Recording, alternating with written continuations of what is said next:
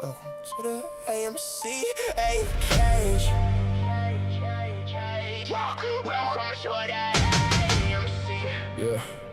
Welcome to the cage. Grab a chair, one share, one ray. You are now locked in with security jam. Watch his golf floors, lies, and fake ass pages. One eye on the cams, one eye on the game. Bad badge on his chest, but the grin ain't tame. Calm on the outside, storm in the frame. Deep in the skull, something shakes them bars. Joker 8 waking up, laughing hard in the dark. Protector of the cage, guardian of the skull. When the bullshit gets sticky, starts losing control. Security James keeps the show on track, but Joker 8 peers last and starts clawing back. This ain't your soft little market recap. This is facts with teeth in a baseball bat. Welcome to the place where the fraud gets named and the fake tough clowns get dragged through flames. Security come, Joker 8 insane. Same damn body, two sides of pain. One asks questions, one breaks chains. One checks numbers, one screams names. Welcome to the AMC Cage, where the memes grow teeth and that charts feel strange. We don't bow, we don't break, we engage. Security James with Joker 8 off the chain. Welcome to the family inside this frame, where the market tricks get dragged by name. We break down moves, we step out the haze. Welcome to the AMC Cage. Lights buzz, screens glow, coffee gone cold. Every candle on that chart got a dirty little soul. Gap up, gap down, head fake trap. Same old bullshit in a brand new head. They paint fear red, they hide it in spreads. They smile on TV while that basement bleeds red. Volume talks dirty, candles leave clues, and we don't chase noise, we interrogate moves. Chaotic queen with the nose to the stare. Cross-exam queen with the smoke in the air. Silver in the notebook, steel in that glare. You make your weak logic right out of that chair. Crazy angry Matt in the back, arms crossed. Show me the math or shut the hell up, boss. Always got fat, always got smoke. Always one second from calling out a Joe. James holds steady, bash to his vest, but Joker 8 coin holds through his chest. One kiss peace when the floor gets loud. One says fuck that, Drag him out now. two versus one mission, one damn goal. Expose the game and protect the soul. One walks the wall, one bites through the rule. One stays calm, one gets cruel. We see the games they play. Numbers trapped in a crooked cage. Facts got teeth in this place, and we bite down hard on every fake. They can dress it up, call it market design, but bullshit still stinks when it crosses the line. We don't need hopium, we don't need praise. We need receipts, timestamps, filings, and names. Wow, welcome to the AMC Cage, where the memes grow teeth and the charts feel strange. We don't bow, we don't break, we engage. Security James with Joker 8 off the chain. Welcome to the family inside this frame, where the market tricks get dragged by name. We break down moves, we step out the haze. Welcome to the AMC Cage. This ain't a circus, this is study hall in hell. Every laugh got a purpose, every joke rings bells. Every dumbass headline, every crooked little spin gets thrown on the board, and we dig right in. No fake preacher talk, no trust me bro. No shiny little puppet with a Wall Street glow. If the numbers don't match, then the mask comes off, and Joker 8 laughs while the room gets soft. James at the can with the plan in his hand. Joker 8 in the shadows like say it again. Quinn got the math, Matt got the math, and the whole damn cage got a memory like rap. He's scared of the truth, don't step in his ring. If you're ready to learn, pull a chair, let it sting. We don't chase clout, we don't kiss the tape. We watch every move and expose the fake. Welcome to the AMC Cage, where the memes grow teeth and the charts feel strange. We don't bow, we don't break, we engage. Security James with Joker 8 off the chain. Welcome to the family inside this frame, where the market tricks get dragged by name. We break down moves, we step out the haze. Welcome to the AMC Cage. Doors locked, intro done, showtime, throttle spun. James on the mic, you know the one. Rule question everything, trust none. Watch the spreads, watch the tape, watch the clowns, watch the fade. Joker 8 laughing, James is fade. Now teach these motherfuckers how to spot the bait. Welcome to the cage, Joker 8 put the chain. Security James on stage. Welcome to the AMC Cage. Welcome to the AMC Ape Cage.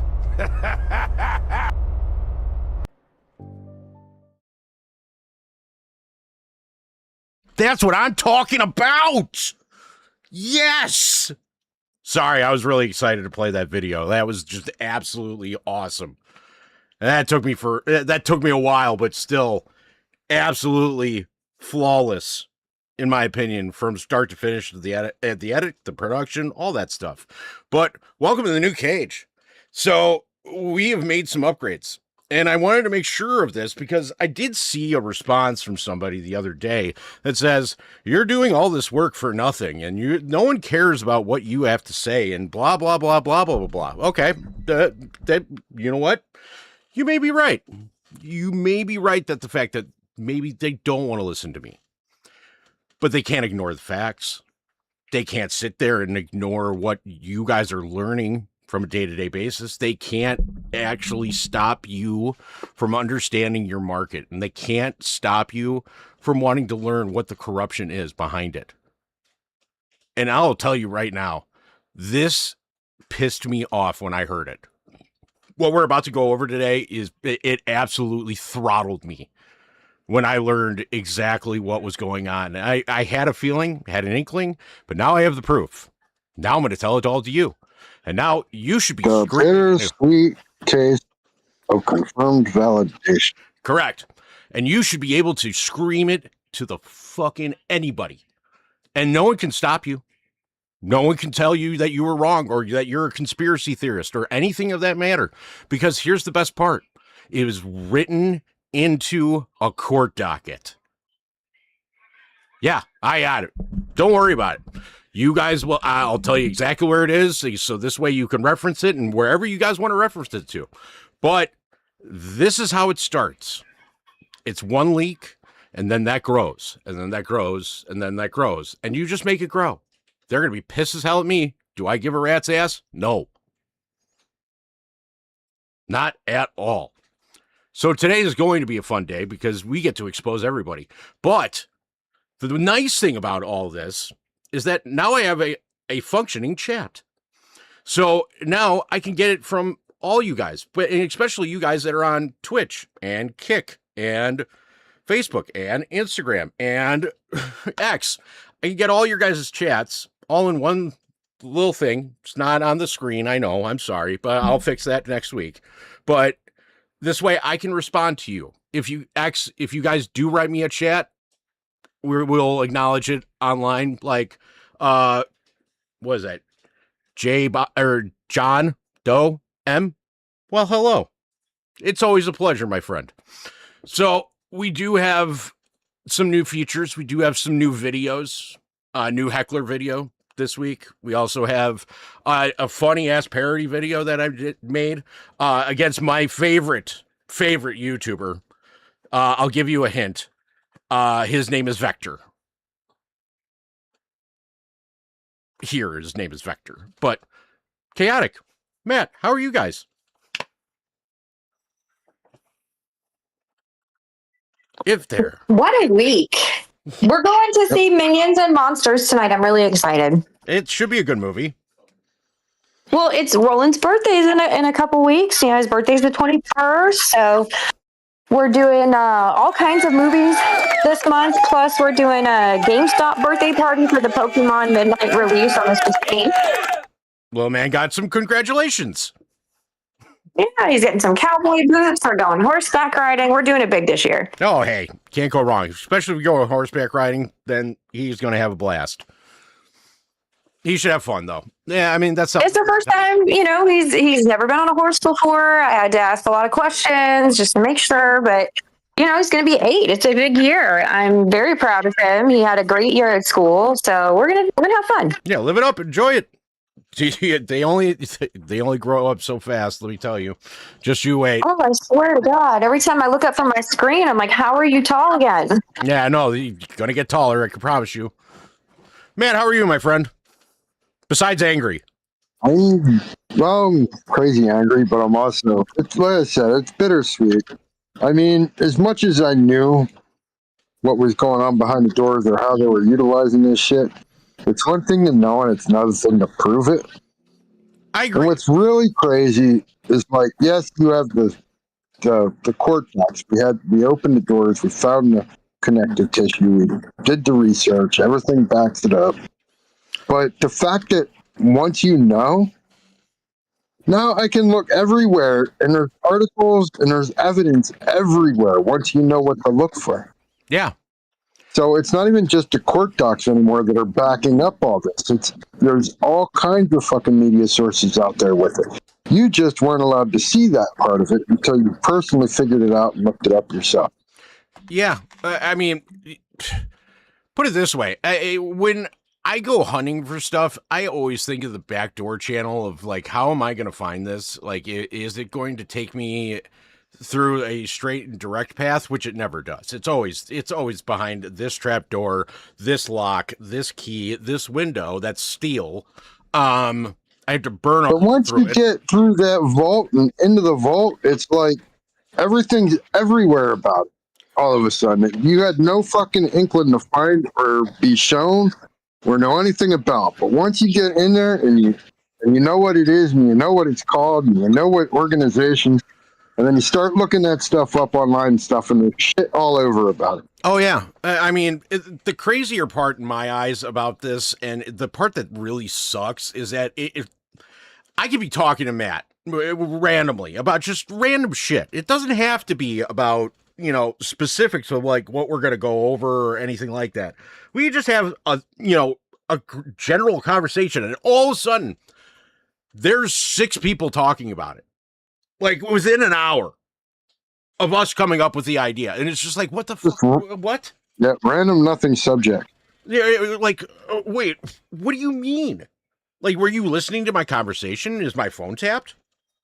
I wouldn't be surprised now, just because of what has happened to me over the last couple of months. But I mean, still, it's nonsense. What really is nonsense to me, and I don't understand it. I really don't. Is why are so many people talking about the wrong thing? I mean, honestly, they're talking about. Everybody talks about the easy stuff. I mean, when you get into something difficult, oh, I don't know about that one. Or, oh, you don't understand that because you don't know options. Or you don't get this because, I mean, I was the only one who talked about it. You want me to read what? That's long and complicated. I'm not reading that. Oh, just like oh, that is, I mean, that is true. 110%. I mean, listen, it is harder to come up with an answer or a rebuttal that's factual than it is to spit out bullshit. Period. If you have factual basis behind what you're saying, yeah, it's going to take you longer to write it. Period. Truth is stranger than fiction. I can write. I could be a moron and will write W-U-T and think that's correct English, but I know it's not. Woot. I mean, don't be doing that math problem again. They're confusing. Oh, okay. Don't you say that he's going to be in a ball pit because he ends up being in a ball pit. It's true. He is a ball pit. Yeah, I mean a ball pit that is the cage, the AMC Ape Cage ball pit at Chuck E. Cheese, where we had the gas bag fight Wee Man. That's what I say. Gas bag is the ball pit. Yeah, well, he got bit by one. He's a sweaty cheesemonger. No. The one kid pissed on one of the balls inside the ball pit, and it bit him. We have the video of it. Mikey Salty Peanuts. Hey, we do have a commercial. It's in the works right now. It's called Big Mike's Nuts. You guys have seen bits and pieces of it, but I actually have a commercial for it. And that will be coming up soon. Not today, but in the future. Big Mike's Nuts. You guys will love them. They're salty. Anywho, the other thing that's been bothering me is a lot about not just people not like reading or wanting to read or, it's, I don't understand why people are taking like this want the fast road to get to where they're going. Everything is earned, people. Like nothing is ever just handed to you. If anything was handed to you, congratulations, you've had a great life. But I mean, I can tell you right now, I've come from the bottom. I have worked my way all the way all the way up to the top from wherever I had to be just so I can make myself something. And I can tell you right now, there's more gratification in working from the bottom and working your ass off to go ahead and get what you want. Today is bittersweet for me. I'm telling you right now, I am happier than a pig rolling in shit. And it couldn't make me happier when we do go over this information with you and I'm so happy that I get to deliver it because I deserve to. I really do. You'll learn a lot about me today. So the other thing that's also nice is that I'm so happy that this ties into all the bad players. I am also discouraged and still questioning, how did no one else find this? And I mean, I'm talking about like news media. I'm talking about like big league news, like Channel 7, Channel 5, Fox. Oh, they know it. They just don't want you to. Well, that doesn't matter. But like, okay, does no one have a conscience? I know money has no friends. I get that. But does anybody have a conscience? Consciences are expensive. So is English for some people. But that's the problem. I mean, listen, if I could wish for anything in this world, and that's when the MOAS happens for everybody, that you don't change. Money changes people. It truly does. But don't you change. Don't be the rich asshole that we are fighting. Don't look down on people because they're in a worse situation than you are. That's the one thing that I could honestly wish. And that, to me, is one of the most indefinite things that I have gone over for just this report itself. Is that simple fact. Is that people suck. And especially the rich ones in this game that we are fighting against. They suck. And you're going to hear a lot of coincidences is the other portion of this. The coincidences that stack up on these particular meme stocks, and that's not just AMC. We're talking about GME also. We're also talking about MMTLP. Because honestly, if it wasn't for the MMTLP crowd, we wouldn't be as far as we are. They got shit tied down from the legal end. Oh, boy. I would not want to mess with those attorneys, period. They got that shit tied down. But the GME people, I mean, honestly, I'm happy that you guys are still in the fight. I'm happy that you guys are still arguing, yelling, and wanting to understand what happened. Because beating up on every other ticker that's out there. That's fine. I don't care that they do. Honestly, I know in my heart and my eyes, what I see, AMC is the ticker, period. And that's just because of the sheer shareholder base that they have. It's 4 or 5 times what GME is. So that's my opinion. That's what I believe. That's what actually I know. Because what you're going to learn tonight is that when I was telling you that shows us how many shares there were actually out there, you're going to know that there's trillions. And it's factual proof. I'm not giving you some hopium, or I'm not giving you some trust me bro, or some all of that you want to listen to on a space call. I'm not doing that. I'm not sloppy. I'm not giving you guys some rah-rah cheerleading bullshit. I'm giving you fact. And now I can actually put my name on it and say, here's the facts. That's why I'm happy. And that's why I'm ultimately giving you what I promised you. Everything I could possibly do to show you a win. This is how you get the win. Now it's up on you. This is where you guys need to be that loudspeaker, that springboard, that who the fuck do I need to talk to mode. Be the voice. Correct. This isn't, I'm just the messenger. I'm also, trust me, I am talking to whoever. I have gone ahead and I have, I have talked to legally, I've talked to lawyers, I've talked to all this. I am asking for certain people to get me certain bits of information so I can finish this. I am not going to court. I'm not saying that I'm going ahead and using the legal system in that way. That is not what I'm saying, because I don't want anybody's stock tied up in court. I don't want that. But I have a right to this information now. And that's because your hard-earned money is involved. And you are a stockholder for what you understand that you are a stockholder in a particular stock. And that just doesn't just poof, vanish like a fart in the wind.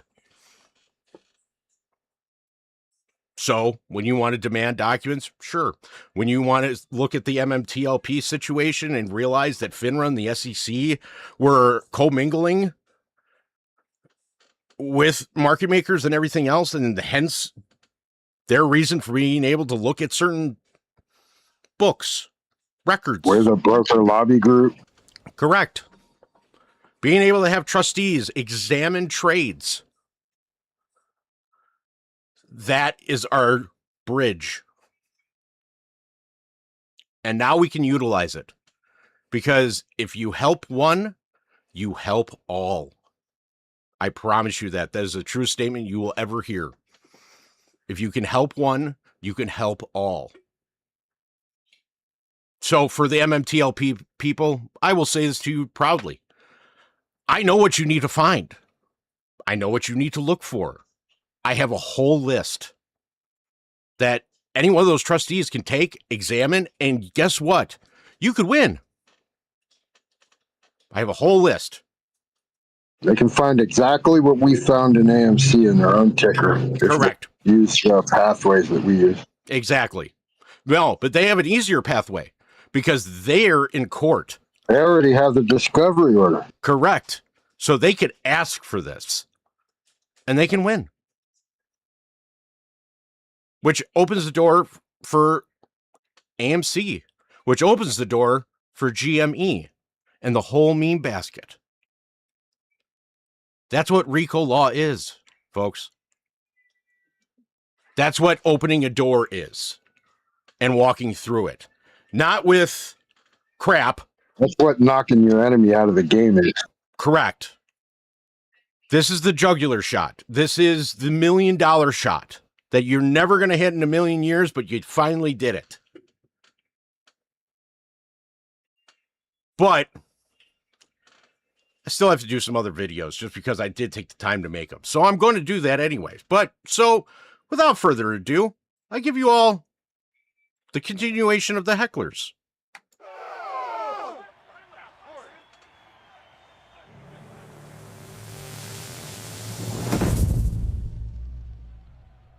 Court is in session. Somebody clean up this comment section. Clown Court is now in session. Crazy in session. We are live from Clown Court Arena, where logic goes to die. Your Honor, I submit Exhibit 6969. Why does the evidence smell like a subscription page? It says premium share log access for $69.69 a month. Flag on the play! Illegal confidence with automatic billing! Enter now.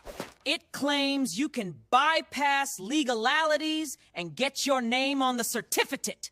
That is not research. That is a bedtime story for paperwork. Premium memoir entries include: how do I clean this poopy pipe And why does my sandwich taste like pee? Flag on the play! This man put a porta-potty diary behind a paywall! Answer the question. Rick! No slosions. Fundamentals. Fundamentals. Sustained. That was not testimony. That was a bumper sticker. Objection, Judge. He brought one word and no receipts. He one word and no receipts. Fundamentals. Flag on the Plag the Play. One word, 0 receipts. Sustained. That was not testimony. That was a bumper sticker with eyebrows. So now it is a merger, a vault, and a 5th death decimal? If you knew options, you would already agree with me. Not to dat it. Please tell me the sewer Mymore was the bottom. Nope. Next tier. Chatty Patty Premium Plus. Chatty Patty Premium Plus. Learn to divide the community and call it leadership ship. Flag on the Play. Drama laundering with a monthly fee. Watete! If they do not know options, I block them. Case closed. That is not evidence.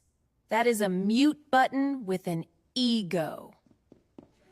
Flag on the Play! The block button is not a source! Sustained. Blocking questions is not research. I do not block legal questions. I filter ignorance. No, you filter accountability and call it research. Flag on the Play! Confident is not a citation. Sustained. Loud and wrong is still wrong. Your Honor, the defense is a pea sandwich with Wi-Fi. Guilty. Ridiculous verdict. Sentence: clean the poopy pipe with his thesis. I drank it! Final score, after receipts win, bullshit got ejected! Court adjourned. Somebody disinfect the comments section. Court adjourned. Somebody put the block button in evidence.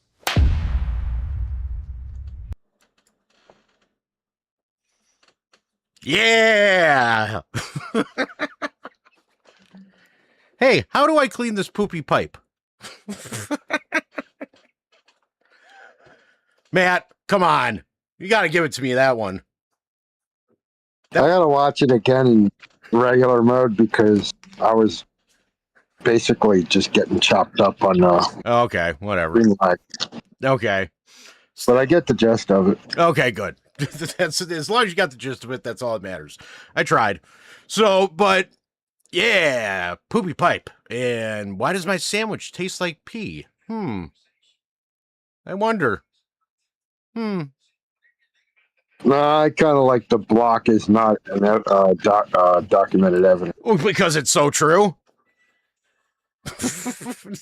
And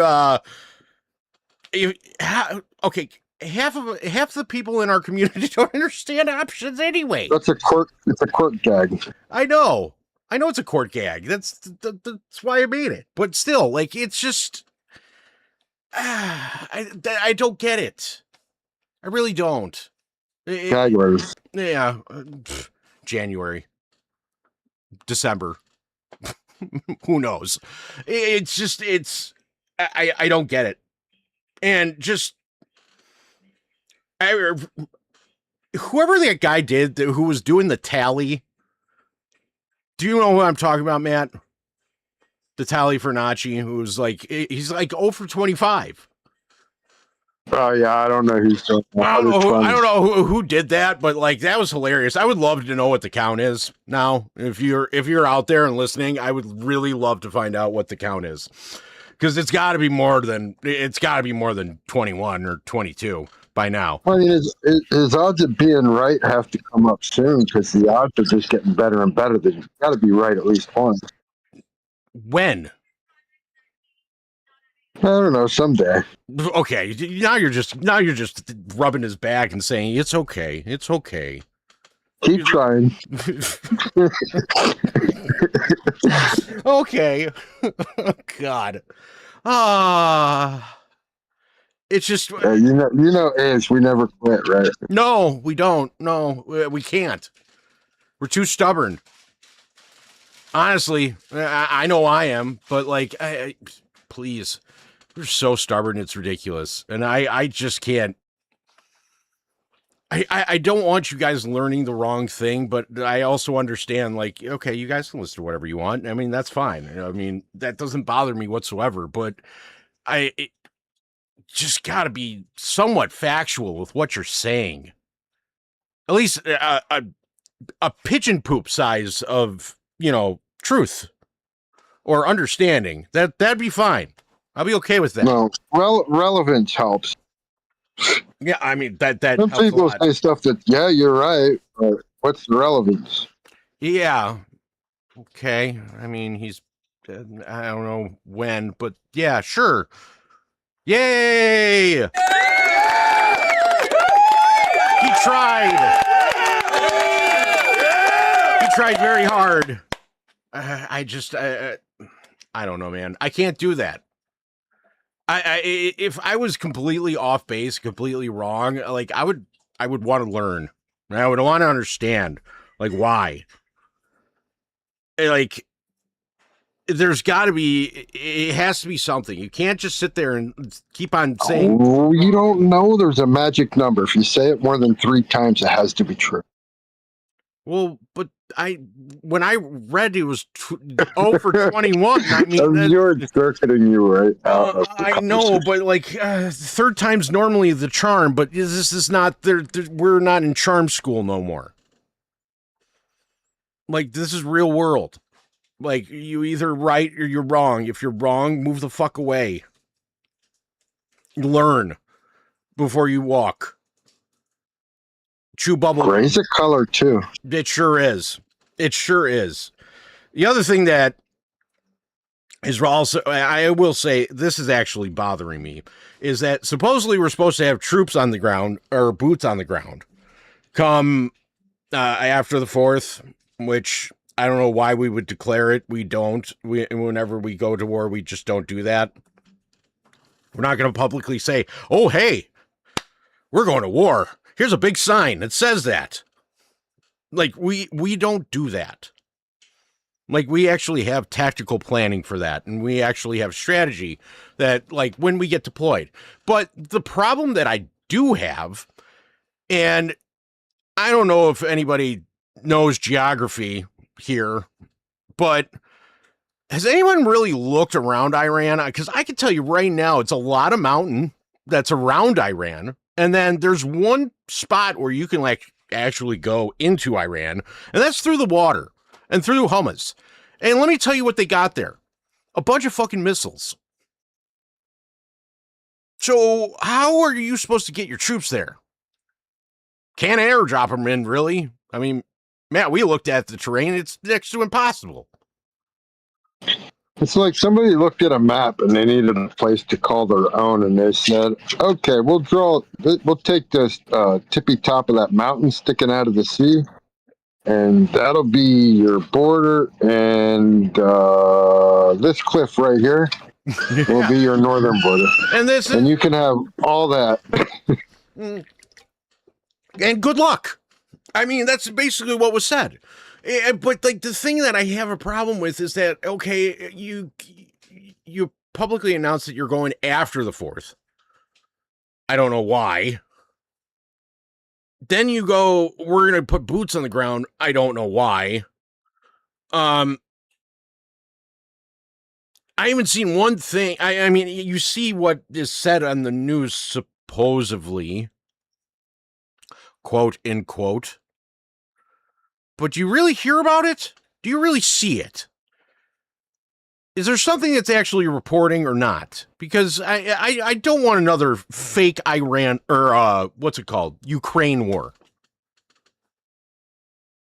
Oh my God, they're really going after him. Oh my God, they're really pushing him to the brink. Oh, blah, blah, blah, blah, blah, blah. Here's BlackRock that gave $500 billion to Ukraine and put them permanently in debt. Because they have... I can't help myself. You're talking about this boots on the ground. All I keep hearing is that my head is that song "Pants on the Ground." Pants on the ground. It's so true, though.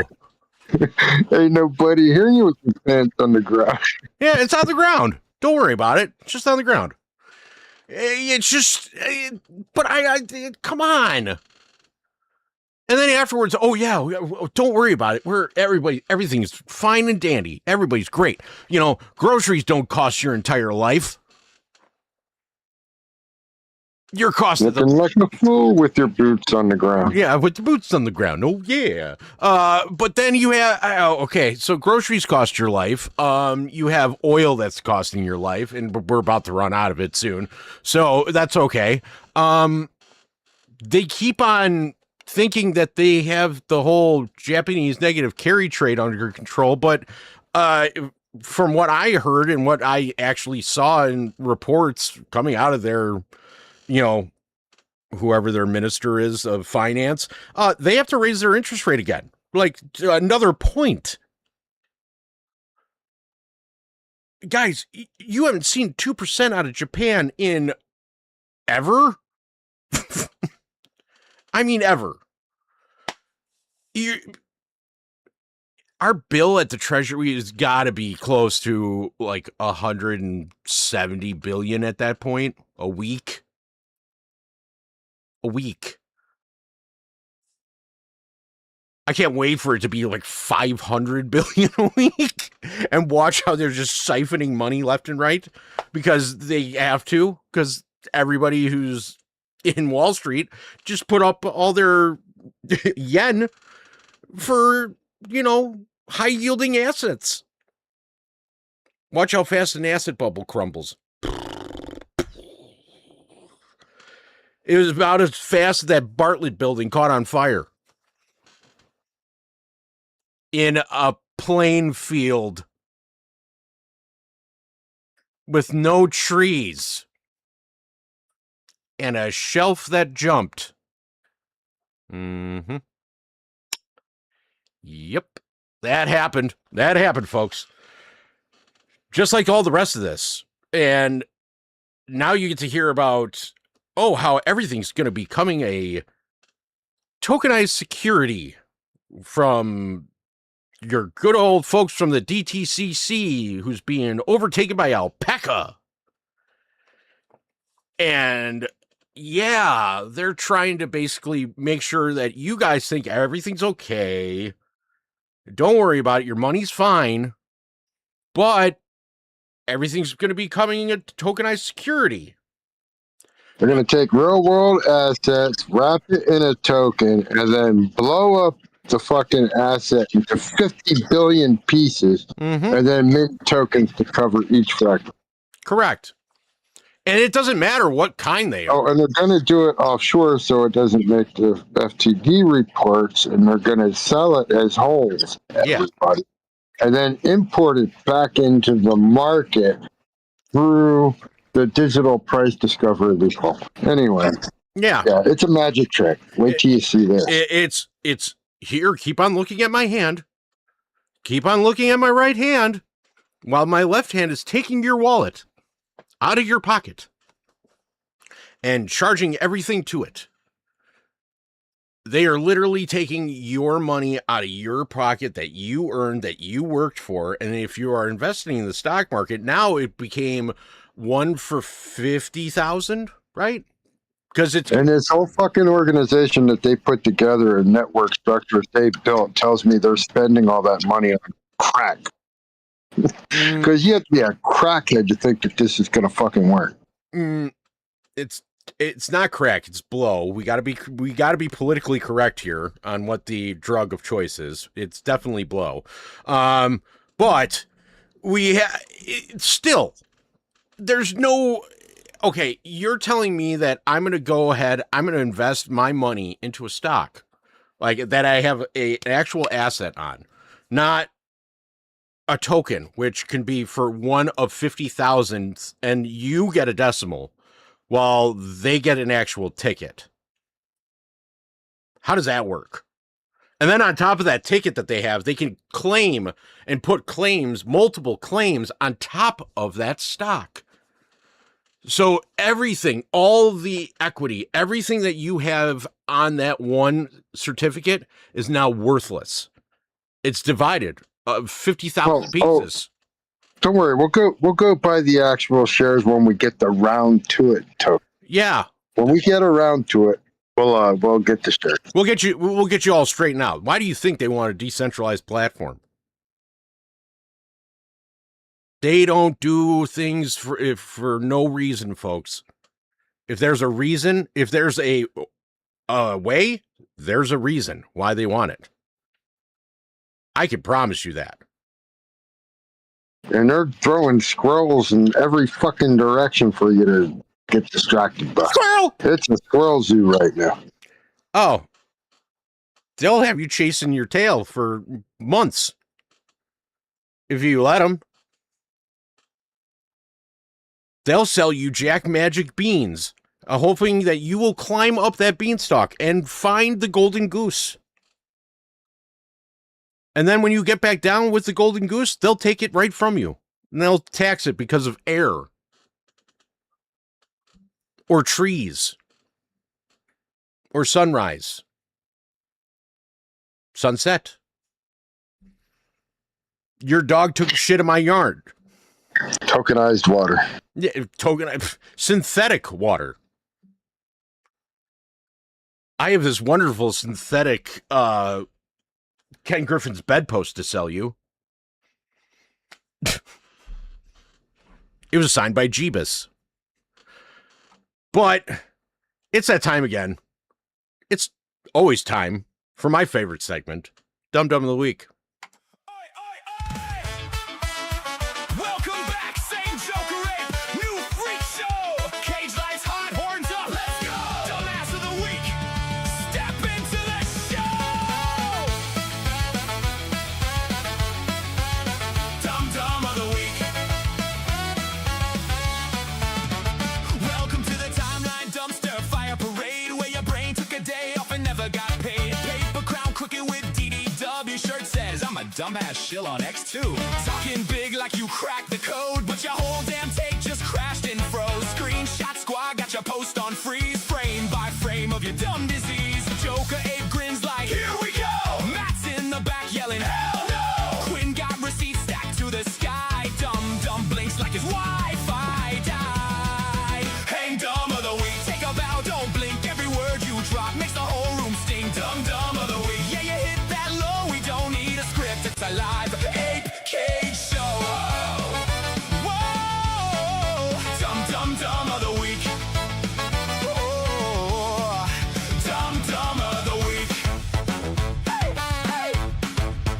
Profile pic shades in a pitch black room, brain buffering hard like dial-up doom. Do your research, you read one thread, now you act like a prophet with shit in your head. Arguing ghosts in a comment war, high-fiving yourself like you just kept score. Every take hotter, every fact gone, you're wrong in surround sound stereo strong. Matt hits the table, Quinn drops the file, Joker Ape walks in with that courtroom smile. Dumb sweats but won't retreat, still tap dancing with two left feet. Hey, dumb of the week, loud mouth, no breaks. Every post you make is a pile of mistakes. Dumb of the week, yeah, you stole the crown, king of bad takes, never backing down.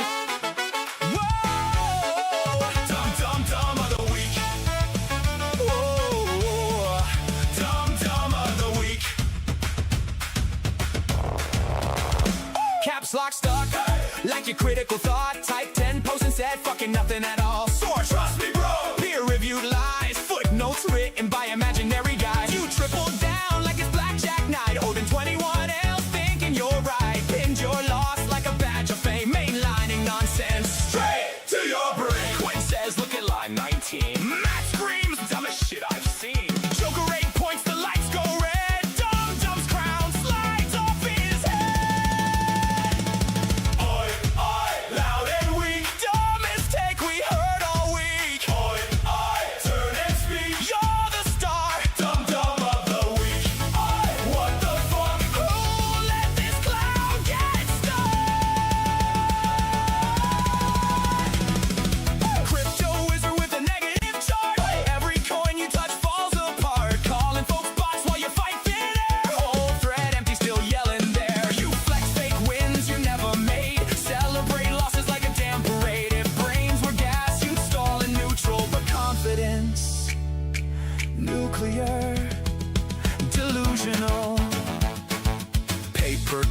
crooked grin. Dum Dum dances back in. Shirt says shill, shoes untied. Confidence huge, brain outside.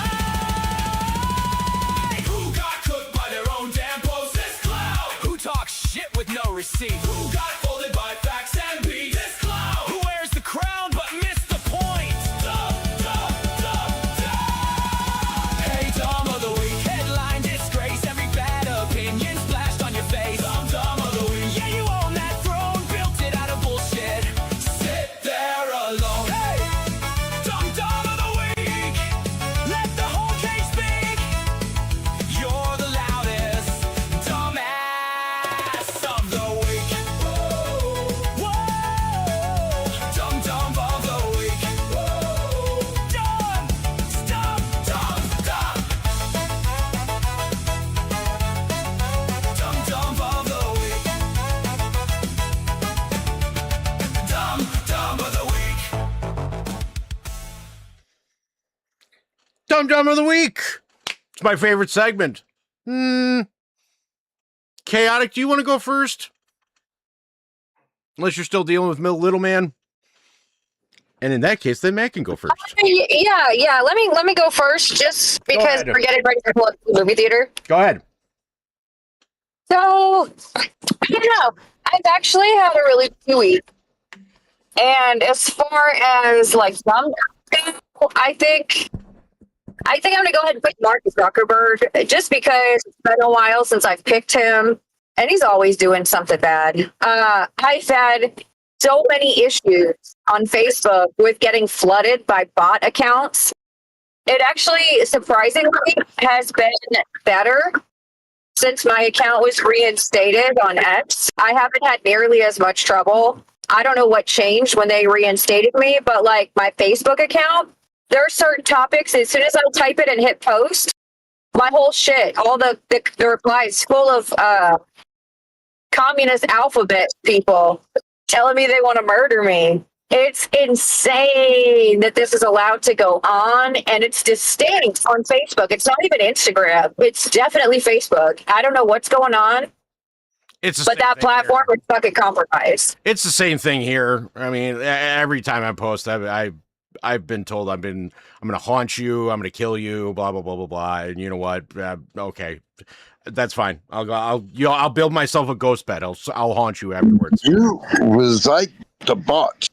Yeah, they get mad at me.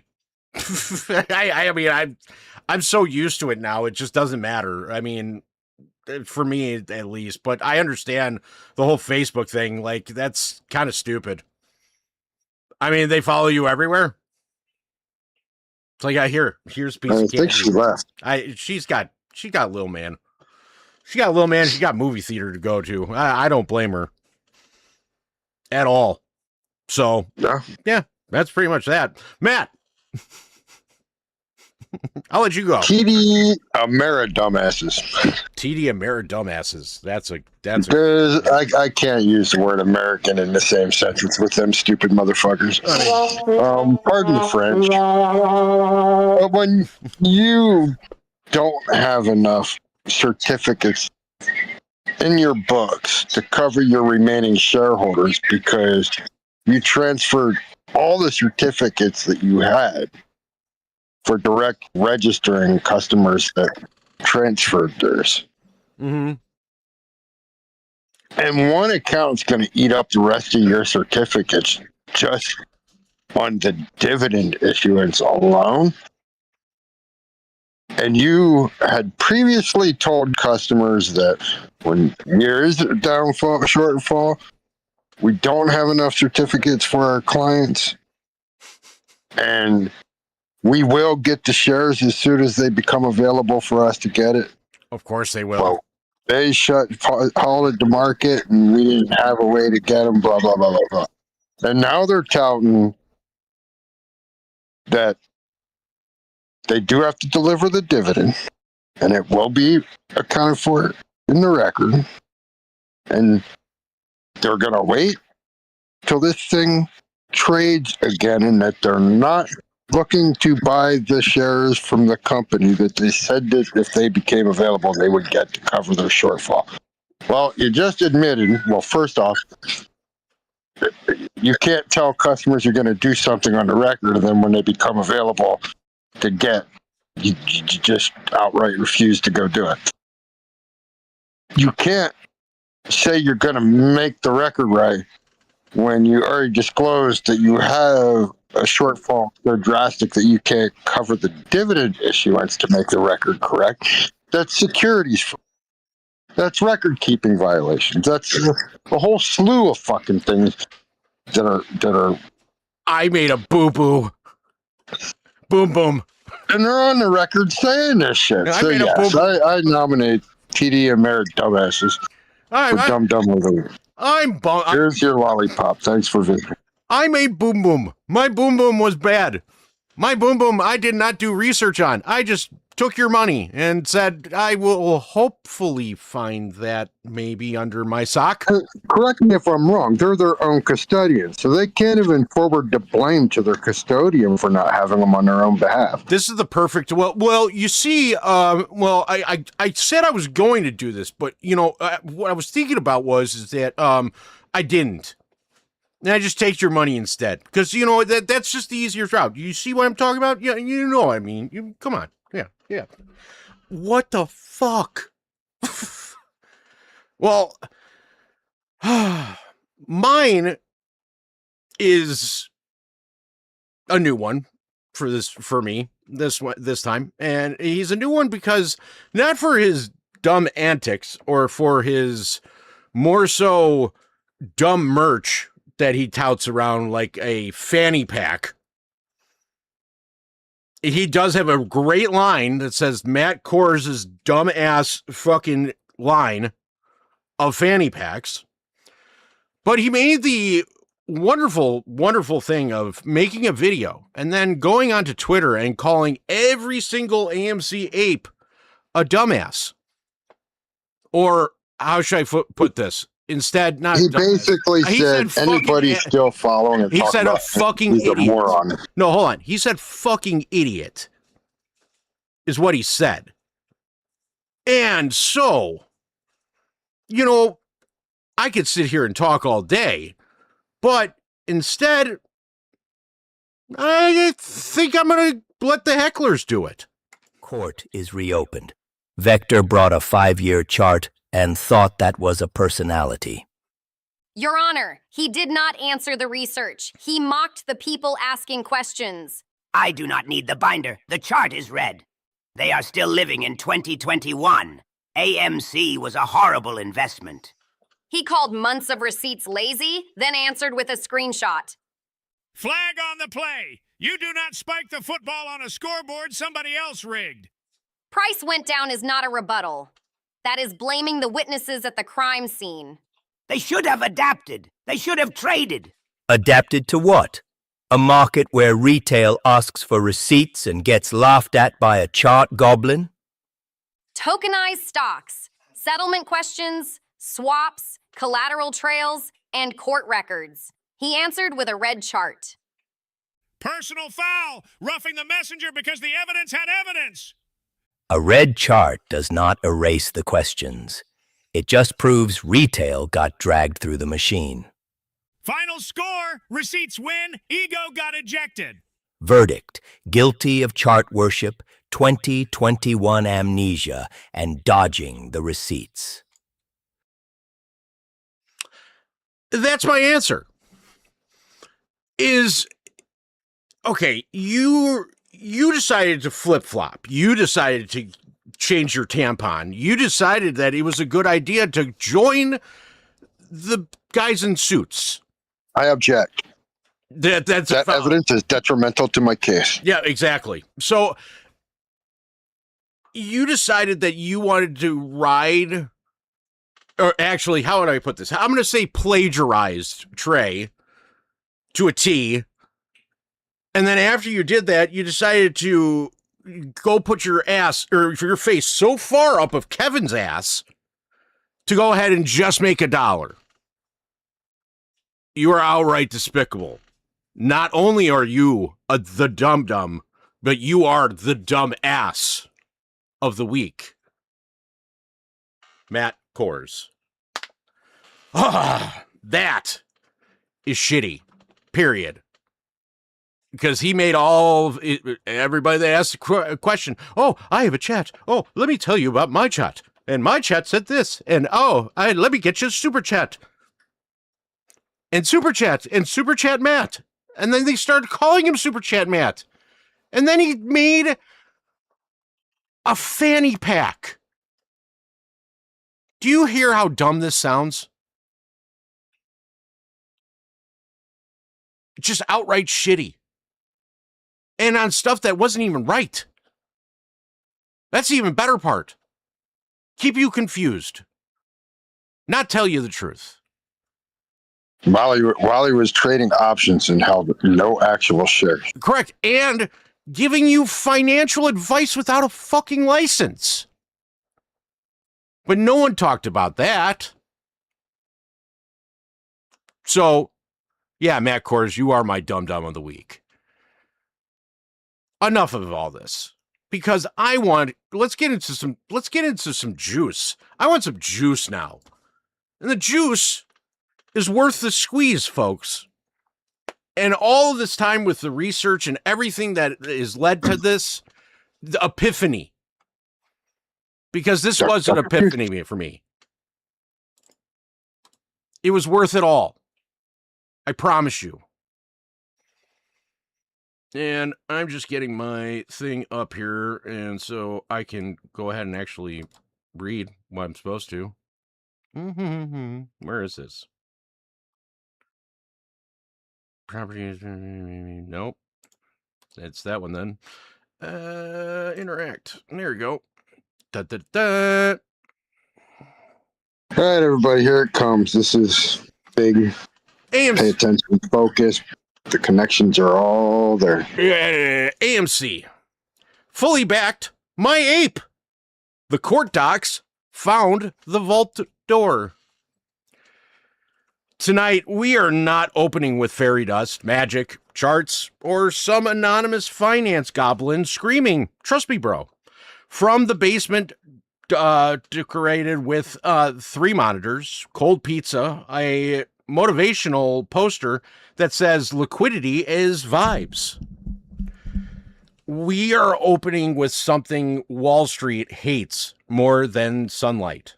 That's paperwork.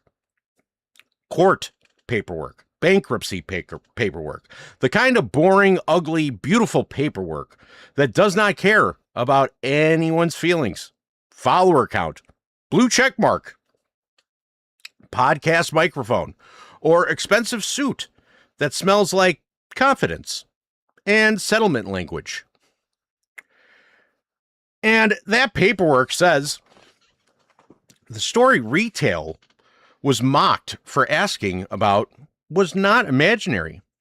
FTX owned digital asset claim estimation materials listed AMC, Ape AMC, and GME inside the tokenized stock conversion table, meaning these names were not just message board smoke, not crazy ape fantasy, and not some typo hiding in a clown's sock drawer. They were part of the official FTX bankruptcy universe where customer claims had to be converted, priced, and processed. The same record family also shows related future style products like AMC 1230, Ape 1230, Ape Preferred, and GME 1230, which tells us that this was not one lonely ticker wandering through the woods with a flashlight. This was a product lane, a tokenized stock, a derivative lane, a synthetic exposure lane with a price tag and a court record attached to it. A tokenized stock is different. Now, let's explain this like normal humans. Instead of pretending everyone wants or went to hedge fund clown college, a real share is supposed to live somewhere in the traditional market plumbing.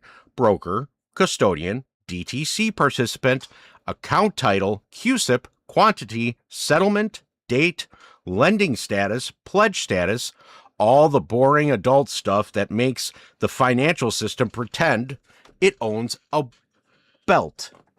A tokenized stock is different.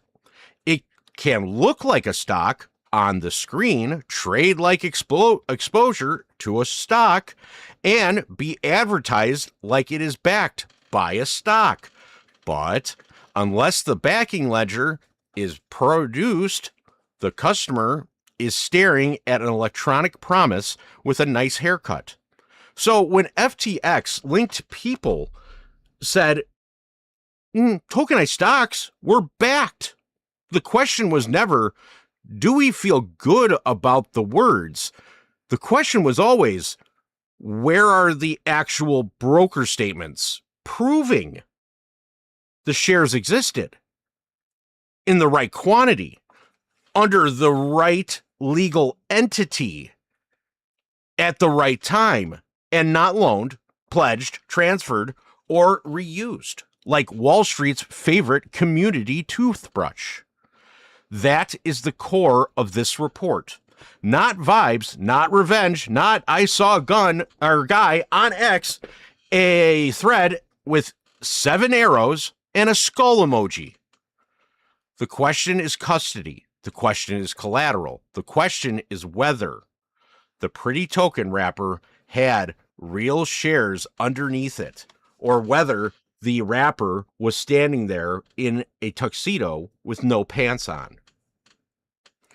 The FTX bankruptcy record does not just show tokenized stocks product names. That would be sloppy. And this is where the story stops being cute. The FTX bankruptcy records does not just show tokenized stock product names, it also shows that CM Equities, Binance, FTX Europe, Collateral Fight, sitting in the same neighborhood. A Kovaric declaration says CM Equities and FTX Europe, formerly Digital Assets, DAAG, had a collateral agreement where payments were made to collateralize tokenized stock trading, and that Binance pursued return of $65 million tied to collateral transfers under the agreement. CM Equities then filed a $65 million proof of claim against FTX Europe, plus a related Swiss moratorium. And that claim was for more than 68.5 million euro, including interest. That does not prove the final AMC share ledger by itself. And we're not going to fake a touchdown at the 40-yard line like some finance influencer doing jazz hands in front of a PDF. But it proves there was real collateral disputes tied to tokenized stocks, real money, real entities, and real bankruptcy filings. Then the plot gets nastier. The Interactive Brokers filing shows that FTX Europe, Digital Assets, DAAG, had broker accounts and that debitors sought turnover of assets and historical account statements. That matters because a court record does not need to yell. It just sits, and it sits there like a ledger stapler or loaded stapler. DI 582 says that Interactive Broker accounts were identified for Alameda and Digital Assets DAAG. FTX Europe included the FTX Europe account valued around $5.75 million and another $7,200, and the debitors asked for historical statements. The proposed order language directed Interactive Brokers to provide copies of all historical account statements for each 1B account. In plain English, somewhere, there should be a broker statement, pages, not a tweet, not a spokesperson, not Brett, show me the ledger Harrison, saying words on a camera, actual broker pages, the kind that tell you what was there, what moved, what got liquidated, what got marginable, what was pledged, and what was never there in the first place. So no, the introduction is not here to give away the whole report. This is the door creaking open. This is the flashlight hitting the first bloody footprint in the hallway. What we have is enough to say the official story has a problem. The tokenized stock names existed. The collateral disputes existed. The broker statement trail existed. And forensic professionals were later billing time around tokenized equity arrangements and digital assets reconstructions. Alexic Partners billing records even reference discussions of Almeida's tokenized equities arrangements with specific entities, which is the kind of phrase that makes a compliance department suddenly discover a passion for sealed documents and no comment emails. The point is simple. If the shares were truly backed, the next part of this story should be boring, painfully boring. So boring, a CPA falls asleep standing up. Broker arms, accounts titles, QSIPs, share counts, dates, lending status, pledge status, done. But if the backing was missing, insufficient, loaned out, rehypothecated, or replaced with some internal stablecoin and spreadsheet casserole, then those same records stop being boring and start screaming. That is why tonight's report begins here. Not with a finished accusation, but with the question nobody in this mess should be afraid to answer. If everything is clean, where is the ledger? And that is where we start digging. Tokenized stocks? Oh no! Ah! The ghost has dockets.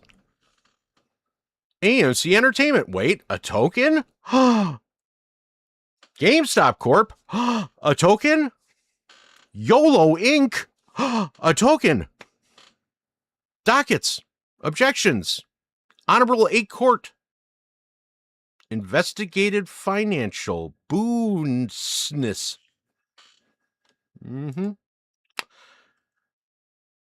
Tokenized stocks. Oh, so now the ghost has a docket number. The first clean fact is this. FTX bankruptcy process did not treat tokenized stocks like some random retail fever dream, scribbled on a napkin at 2 a.m. after 5 coffees and market structure meltdown. The court record treated them as part of a digital asset claim estimation universe. That matters because for years, retail asked the simplest of questions. Were AMC, APE, GME being mirrored, wrapped, tokenized, synthetically represented, or used somewhere outside of the normal stock market plumbing? And for years, the answer from the professionals' dismissive class was basically calm down, peasant. That is internet nonsense.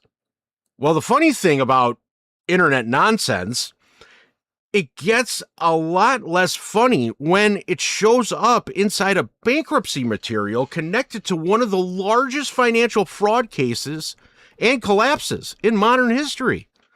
The FTX support materials state that on February 7th of 2024, the bankruptcy court entered DI 7090.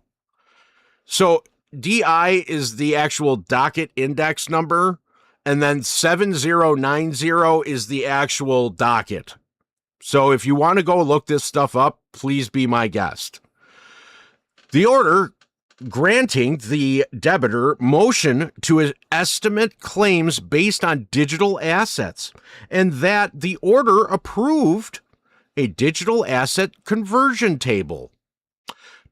to estimate claims for solicitation, voting, and distribution purposes in a Chapter 11 plan process. In normal person language, the table was the pricing menu for customer claims. If a customer had a balance of some ticker on FTX, the table told the bankruptcy machine what dollar value to assign to what ticker and that ticker on ticker. This was not a meme list. This was not somebody found a weird token on Coin Market Cap. This was part of the court-approved machinery used to value claims in the FTX bankruptcy case. The court record treated them as part of a digital asset claim examiner universe or estimation universe. And here is where the paper starts punching back. The same digital asset conversion table structure is divided into categories. And the official FTX support page specifically identifies tokenized stocks and futures as categories in the table. That is important because those are not normal crypto coins like Bitcoin or Ethereum, and they are not normal brokerage shares either. They sit in that dangerous middle zone where a customer sees a ticker, sees a price, sees exposure, and may be told or led to believe it tracks a real world asset. But the actual legal and custody question becomes, what is behind it? A real stock is supposed to have a real custody claim. Broker, clearing firm, custodian, DTC participant, CUSIP, quantity, settlement status, lending status, pledge status, and a whole boring trail of grown-up financial plumbing. A tokenized stocks can look clean on screen, while the back room is either properly backed, cash settled, internally credited, derivative-based, or my personal favorite, Wall Street's Food Group, a synthetic casserole with extra leverage and no accountability. So when the table has a tokenized stock category, the correct reaction is not case closed. The correct reaction is, great, now show the warehouse receipts for the shares, not the burnt one in Bartlett. The ticker evidence is not subtle. In the digital asset conversion table materials, AMC appears under tokenized stocks at 2.3736839. Ape AMC appears at $2.83. GME appears at $21.77, with GME PRE listed at 0. That means AMC, Ape AMC, and GME were not phantom name inventories by angry apes yelling into the void. They were listed as tokenized stock assets in the FTX conversion table universe. And right there, the debate changes. We are no longer stuck at the toddler table argument of, did those things exist? The records say they existed as recognized claim estimation tickers. The adult question becomes, who issued them? Who priced them? Who held a supposed backing? And where is the reconciliation between customers, tokens, balances, and real securities inventory? If somebody says fully backed, beautiful. Bring the backing records. If somebody says 1 for 1, gorgeous. Bring one and bring the one. If somebody says customers had economic exposure only, fine. Then say that clearly and stop dressing synthetic exposure up like it's a brokerage account at a Costco membership. The future sides makes the room even hotter. The same conversion table materials listed AMC 1230 under the futures at $6.65. APE 1230 at $2.62. APE preferred at $3.14. And GME 1230 at $27.72. Now, we have to be careful with the language here, because careful is how we keep the steel in the argument. APE AMC is the cleaner tokenized stock identifier tied to AMC preferred equity lane. The generic APE 1230 and APE preferred still need product mapping before we claim exactly what they represented, because APE can mean different things in crypto and equity adjacent products list. But the existence of AMC labeled and GME labeled future style products next to tokenized stocks tells us FTX they weren't merely holding dusty ticker labels in a forgotten drawer. This was a broader product environment with tokenized stocks and future derivative style instruments living inside the same claim estimation system. Translation: this was not a single cockroach. This was the apartment complex. The Delaware Bankruptcy Court later opinion explains why the conversion table process mattered.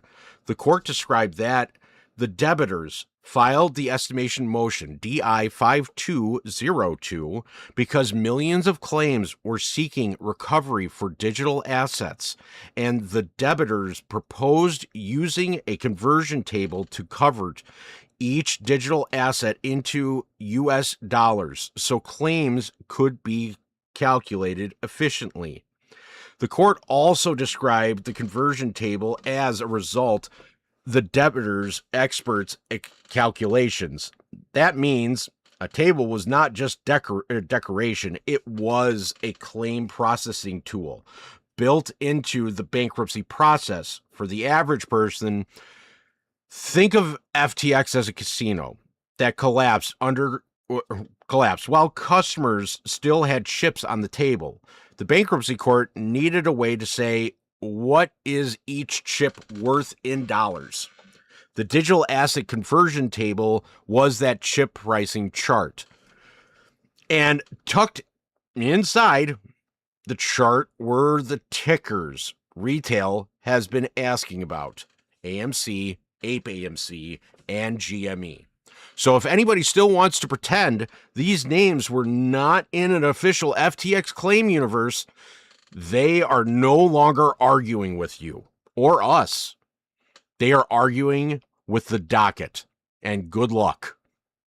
That docket does not give a rat's ass about your podcast. It does not give a flying fuck about your space call. Have fun. It doesn't care how many times you're wrong before you have to defend it. Correct. It don't care. Correct. Enjoy. But here's the part we have to say with discipline, because this is how the report stays dangerous instead of sloppy. The table does not prove by itself that the underlying AMC, APE, or GME shares were missing, loaned, pledged, or rehypothecated. It proves product existence and valuation treatment. It proves these tickers were part of the FTX claim estimation universe. It does not, standing alone, show a warehouse inventory. That is the whole point.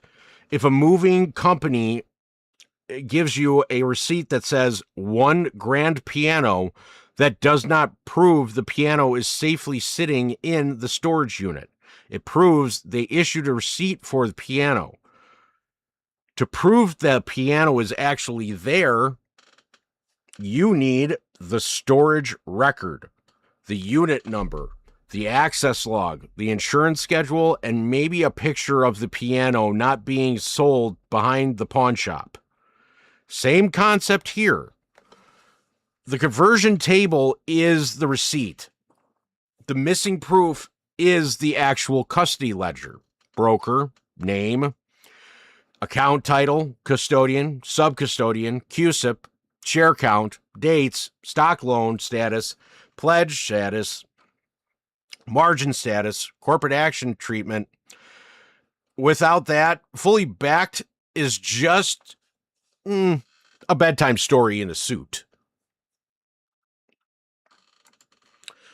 Not a single cockroach, the whole apartment complex. So FTX's own claim estimation material showed a broader product environment. Not just one random ticker. It had everything. You name it. You had AMC. You had Ape AMC. You had GME. They had everything. Anything that was about to go up, blow up, even the Mega 7, you name it. They had it all. Why? How do you think they squashed collateral so fast? Don't leave out the indexes and ETFs. Oh, yeah. Those are just as much as part of this, too. Because this is how they can go ahead and collateralize those when they're lacking collateral. This is their and total return swap them offshore. Mm-hmm. This is how they hide the baby. That's exactly how they hide them. So, DI 5202, the debtor proposed the conversion table so millions of digital asset claims could be converted into U.S. dollars efficiently. The Delaware Bankruptcy Court later described the conversion table as a result of the debtor's expert calculations. Translation, this was not decoration. It was part of a bankruptcy machine. The judge said, I don't understand any of this, so I'll just have to take the professional's word for it as expert with. Exactly what they said.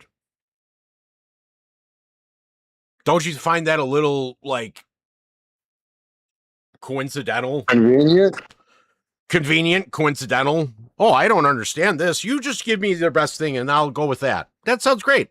Okay.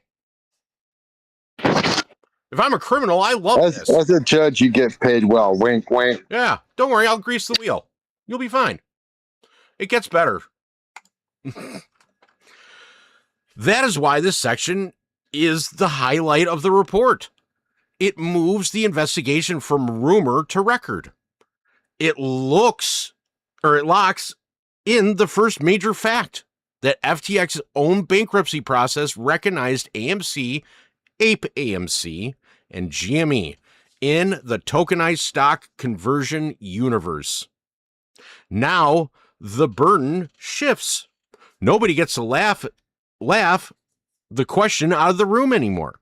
The next question is not, did apes imagine tokenized AMC? The next question is, who had the other side of that exposure?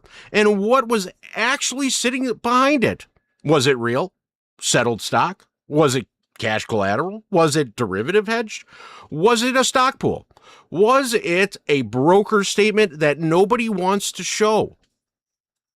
Was it a synthetic exposure layer over a tiny or non-existent backing position, while everyone kept repeating one for one backed? Like a financial nursery rhyme. This is where the story stops being cute and starts wearing steel-toed boots. I just realized something. One for one backing. That's where I got your back, you got mine, right? That's that last time I checked. You know, like you got the responsibility of battle buddy, that type of thing. Same thing. But yeah, I got your back. Yeah. They don't have that. They will try to steal your mom's socks. I swear. While she's wearing them. And that is the bridge into the next section. Because once the court records confirmed the tokenized stock product lane, the next door is the money lane. CM Equities, Binance, Switzerland, FTX Europe and the 65 million collateral dispute tied to tokenized stock trading.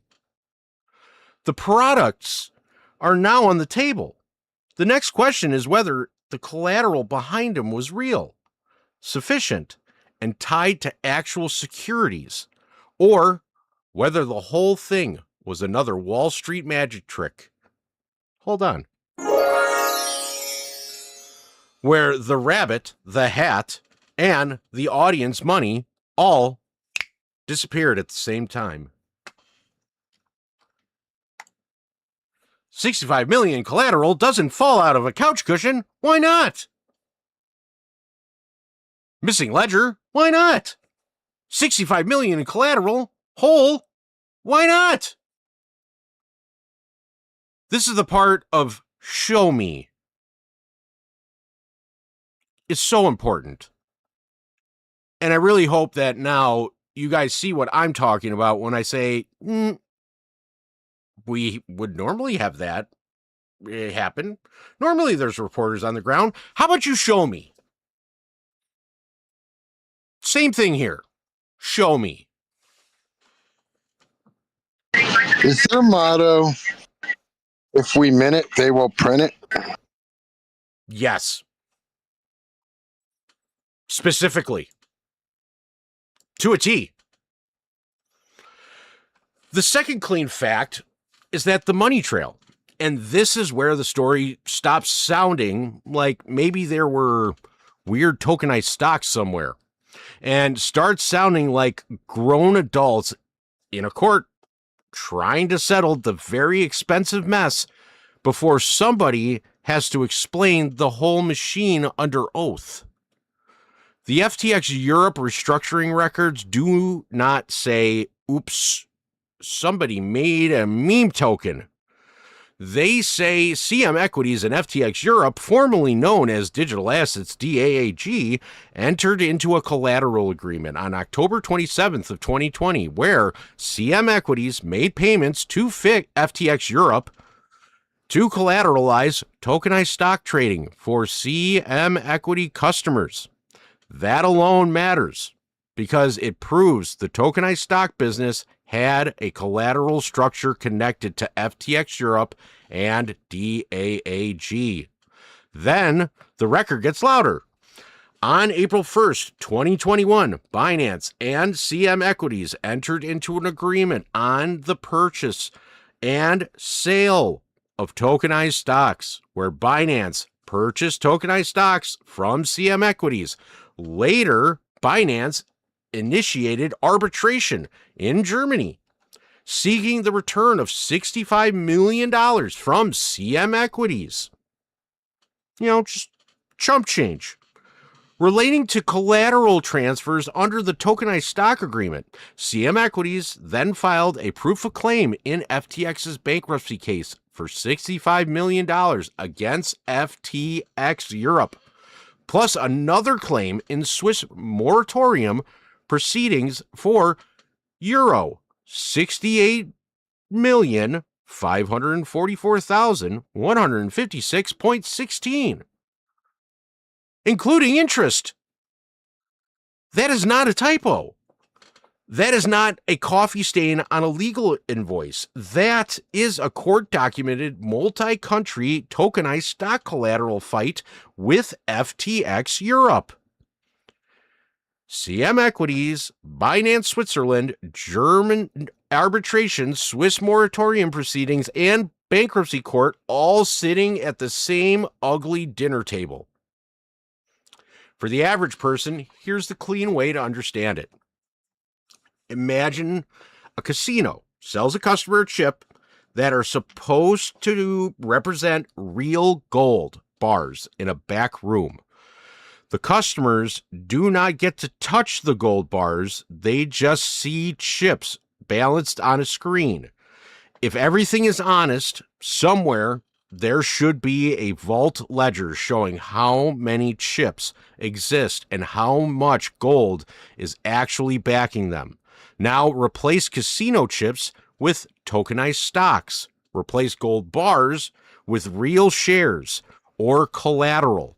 and replace casino manager with financial clown show wearing a compliance badge. That is the issue. CM Equities, Binance, and FTX Europe were not arguing over nothing. They were arguing over collateral tied to tokenized stock transactions. The Kovrig Declaration says the agreements were the collateral agreements and the tokenized stock agreement, and the settlement agreement itself repeats that the collateral payments were made to collateralize tokenized stock trading. So when people try to say tokenized stock backing questions were conspiracy theory, the response is simple. Then why did bankruptcy records need a collateral settlement involving CM Equities, Binance Switzerland, and FTX Europe for tokenized stock collateral claims? Why did Binance demand $65 million? Why did CM Equities file a $65 million claim? Why did parties need releases? Why did this thing have to be cleaned up inside the FTX Europe restructuring like a crime scene with a mop and a non-disclosure agreement? The CM Equity proof of claim package makes the trail even sharper. The claim support letter says that the underlying agreement was the purchase and sale of tokenized stocks between CM Equity AG and Binance Switzerland AG, with the involvement of Digital Assets DAAG, later FTX Europe AG. It says Binance Switzerland transferred 65 million BUSD as collateral to a wallet maintained by FTX Europe. It says Binance Switzerland later requested repayment of that collateral in USD, and CM Equities filed the claim as a precautionary measure to secure repayment to Binance. That is the part that should make every retail investor sit up straight.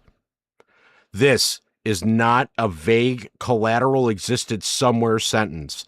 This is the claim package saying 65 million BUSD collateral went to a wallet maintained by FTX Europe AG in connection with tokenized stocks.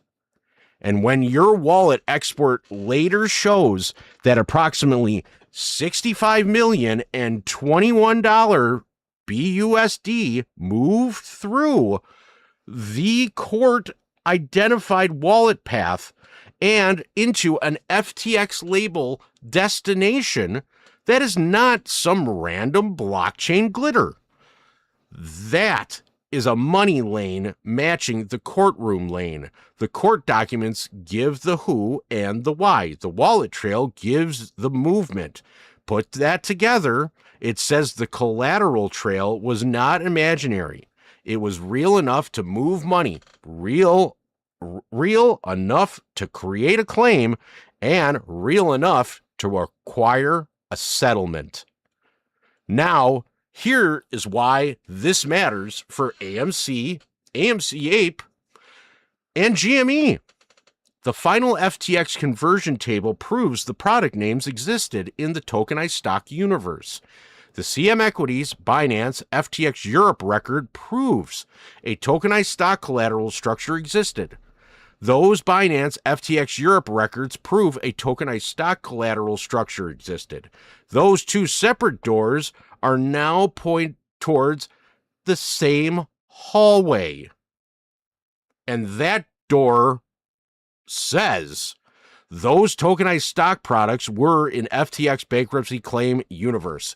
Door 2 says there was a real collateral structure and a $65 million dispute tied to tokenized stock trading. The question is no longer, were there tokenized stocks? The question is now, what exactly backed them? And did that backing match the customer-facing liabilities? That is the adult question Wall Street hates, because it cannot be answered with a slogan. Oh, fully backed. It is not answered one-to-one backed.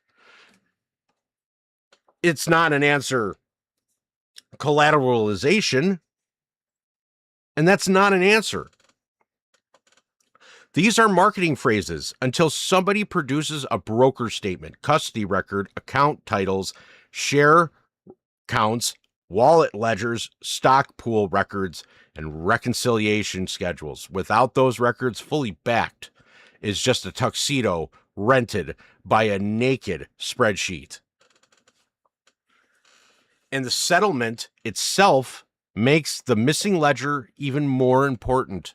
The motion says the collateral claim settlement agreement provided for CM Equities to release the debtors and Binance from the CM Equity claim and related claims involving the collateral agreement, the tokenized stock agreement, and related transactions. Binance agreed to release the debtors and CM Equities from Binance claims against CM Equities and related claims involving the same agreement. FTX Trading agreed to allow Binance a $50 million general unsecured claim, and FTX Trading agreed to pay CM Equities $1 million. The Kovrig Declaration says the settlement would release the $65 million CM Equity claim, create the $50 Binance allowed claim, paid CM Equities $1 million, and produce a $14 million net reduction of claims against the debtors. That is settlement math with a broom in its hand. They did not litigate the whole mess to final truth. They resolved it financially so FTX Europe could wind down more cleanly. That may be good for the bankruptcy estate, but for the investigation, it leaves a giant smoking hole. A settlement can resolve claims without publicly exposing the full tokenized stock ledger behind them. In normal language, they have settled the bar tab, but they did not show us who drank the liquor. That is why this section is so important. The $65 million collateral lane does not prove by itself the AMC shares were missing, loaned, pledged, or rehypothecated, but it proves the structure was real, the dispute was real. It proves tokenized stock collateral was not just some imaginary side quest. It proves that CM Equities, Binance Switzerland, and FTX Europe had a financial relationship involving tokenized stocks that became large enough, ugly enough, and tangled enough to show up in a bankruptcy filing, Swiss proceedings, and German arbitration. And when we put that beside FTX's final conversion table listing AMC, Ape AMC, and GME under tokenized stocks, the next question becomes unavoidable. If these products were backed by real settled shares, where are the records? Where is the DAAG stock pool ledger? Where is the broker custody statements? Where's the QSIP level reconciliation? Where's the AMC and Ape share quantities? Were any shares held at Interactive Brokers? Were they held somewhere else? Were they loaned, pledged, margined, or reused? Did the token liabilities exceed the actual backing? Did the post-CM equity structure change after the formal relationship ended? Did FTX keep showing customer tokenized stock balances while the original collateral counterparty structure was gone, replaced, or quietly turned into a synthetic magic trick with a stablecoin hat? Door number 1, door number 2. Which one do you want to go through? You pick. Door number 1, these tokenized stock products were FTX bankruptcy claim universe. Door number 2, there was real collateral structure and a $65 million dispute tied to tokenized stock trading. The question isn't whether tokenized stock existed. The question is, what backed them? And here's the beautiful part of this entire story, is that I could bet it's probably 0. Because they were never backed. Or else the ledger would have been there. If you're paying for something, if you're Matt, if you're a company and you're going into some tokenized product, well, I'm going to say scam because it's a scam, but it's not a scam in your eyes. And you think that you're going to pay money for this and you're going to get the tokenized product, you're assuming that it's backed by something, right? I would like to think it was vetted and proven and protected through this system, but I mean, this day and age, I don't trust anything but my own eyes. Exactly. And that's why transparency is expensive. You can create something and say, oh yeah, I made it from this. When you really made it from nothing. Rocks out of a tin can. This car you're looking to buy? No, you can't take it for a test drive. Nah, I don't think you should start it up either. If you want it, you just got to buy it. You know what my favorite? Now, trust me, it runs great. Starts up every time. Pay me, then you get the keys. It's the famous Shelby story. Hey, we can't let him take that car. I already sold it to 3 other people.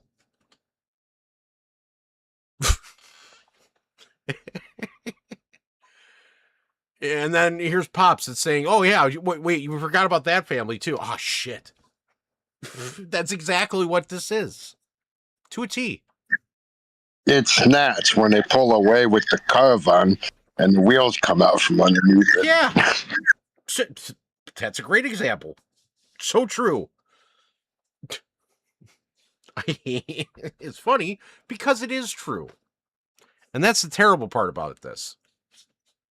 Never trust a pikey. Yeah, you never trust a pikey there. Yeah. So, this is where the sarcasm writes itself, because the financial industry loves to tell retail, oh, you just don't understand sophisticated products. No, we understand just fine. We understand if you sell something that looks like exposure to AMC prices, it's like exposure to AMC listed as a tokenized stock, and let customers believe there is backing, then there should be a ledger proving that backing. That is not complicated. That is kindergarten with a brokerage license. If the product was only cash settled, synthetic exposure, then say that. If it was backed by shares, show the shares. If it was backed by collateral, show the collateral. If the collateral was moved, show where it moved. If the shares were never there, then stop calling it one-for-one backed and start calling it what it was, synthetic exposure with a customer-facing costume. The court records do not yet give us the final answer, but they absolutely justify the demand. The collateral lane is real. The money was real. The claim was real. And the settlement was real. Now comes the custody question. Because once we know there was real collateral structure, the next door is obvious. Where were the actual securities held? And what do the broker's statements say? That takes us straight into the Interactive Brokers and DAAG accounts and the historical statement the court ordered. Wall Street doesn't want, there you go. Interactive Brokers, the kitchen camera Wall Street doesn't want played back. Look at all those cameras in the kitchen. Ooh, look at the chef. Oh, if the meal was real, roll the tape.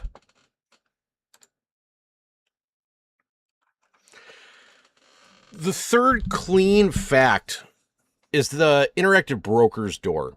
And this is the part of the investigation where the story leaves the marketing department, walks past the press interview, kicks open the back hallway, and starts asking, where the actual assets were sitting.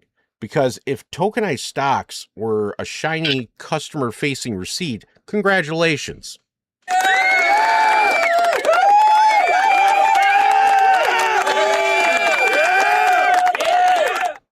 Because you have exposure to AMC, Ape AMC, or GME, then the broker statements are the kitchen camera. Did they actually cook the meal? Or did they just print the receipt, smile at the customer, and hope nobody asked why the oven was unplugged?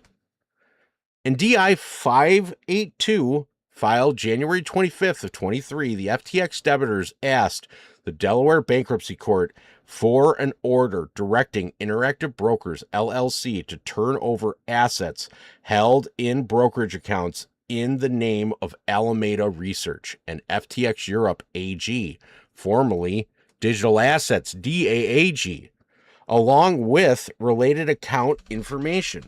That motion did not say, we heard a rumor there might be an account.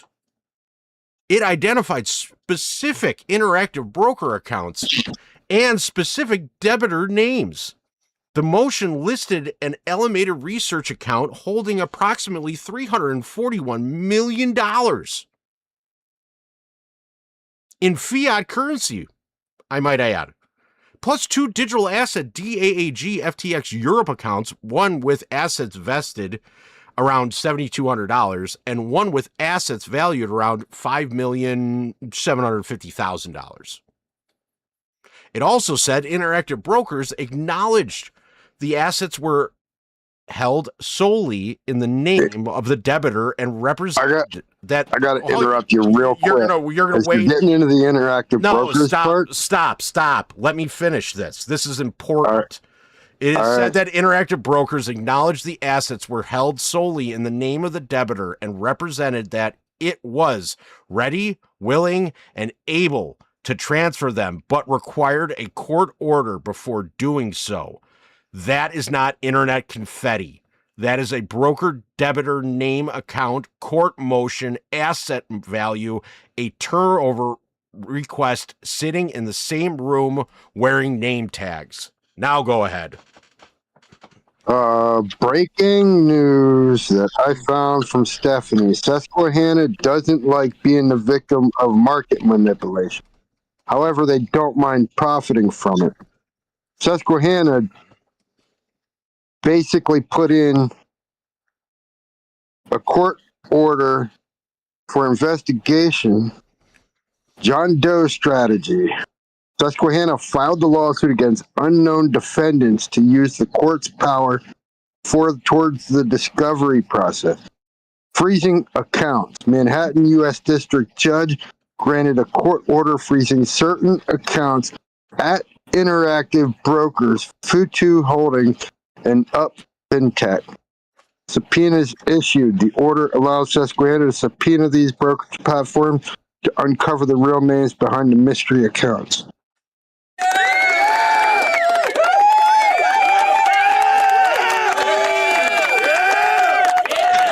Unnamed individuals bought more than 200,000 bearish put options on Futu Holdings and Up FinTech before China's May 22nd, 26 regulatory crackdown. The profit traders spent roughly $12 million on the options when China announced the crackdown. The stock prices plummeted, netting traders over $100 million. Susquehanna's loss is the primary market maker. Susquehanna sold these options and was forced to buy the devalued shares. They are now seeking to recover more than $70 million in market maker damages. The plot thickens. Hey, good things happen to not so good people. They're not going to get that money back.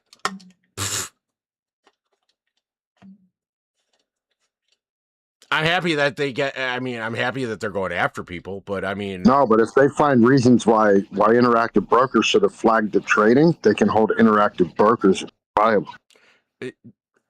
What do you think this does? It's the same thing. Yep. We have them by the balls. I'm going to get to that. Hold on to that. I got it. Remind me of that thought when I do my final word, because that is the most. I'm gonna connect everything in the room for everybody at the end. I got you. So now somebody might look at the numbers and say, James, you know, one FTX Europe account was only around $7,200 and the other account was around 5.75 million. So why is this such a big deal? Because the ending balance is not the whole story. And that's for all the geniuses out there that they're going to say, why is this not such a big deal? A broker statement is not important only because of what was sitting there on one day. It's important because it can show a history. What came in, what went out, what was bought, what was sold, what was liquidated, and what was transferred, what was held in cash, and what was held in securities, what was held in margin, and what disappeared before the final snapshot. If you walk into a bank vault at noon and only see $1 left, that does not mean the only dollar was ever, there. And who went through that vault? It means you need to transaction history before some clown with a badge tells you, oh, nothing to see here, just a very peaceful, empty room. That is why the debitor did not just ask for whatever assets remained. DI 582 specifically asked for the historical account statement for Interactive Broker accounts. In plain English, they wanted the receipts, not just the leftovers. This is where the language gets even more important. DI 582 says that debitor requests relief under Bankruptcy Code sections 105, paragraph A, or parentheses A, 541 and 542, paragraph A, directing Interactive Brokers to turn over the assets in the 1B accounts and the historical statements. The motion says there was no bona fide dispute that the Interactive Broker accounts were held in the name of the debitors, specifically Alameda and FTX Europe, and that Interactive Brokers had acknowledged the assets were in debitor name accounts. The motion also says that as part of the debitor's asset recovery efforts, it was imperative that the debitor attain control and possession of the 1B accounts and assets, and that the debitors were entitled to and request copies of all historical account statements for the 1B accounts. That phrase matters because the word historical is the knife. Historical means we are not just asking what was left after the house was burned down. We are asking what was in the house before the fire. Who moved it? What did they move? And did anyone conveniently forget to mention there was gasoline in the garage? Then comes DI 612, the revised order lane, which tightens the account trail. The red line revised order language shifts the FTX Europe wording into the sharper digital assets DAAG 1B account language and identifies account numbers UXX9483 and UXXX3401. That matters because now the custody door is not just some FTX Europe account somewhere at Interactive Brokers. It becomes two target accounts with masked but distinct account numbers. For average viewers, think of it like this. If someone tells you the evidence is in the building, that is useful, but still vague. If they tell you the evidence is in a locker 9483 and locker 3401, now we are not wandering around the mall like confused raccoons.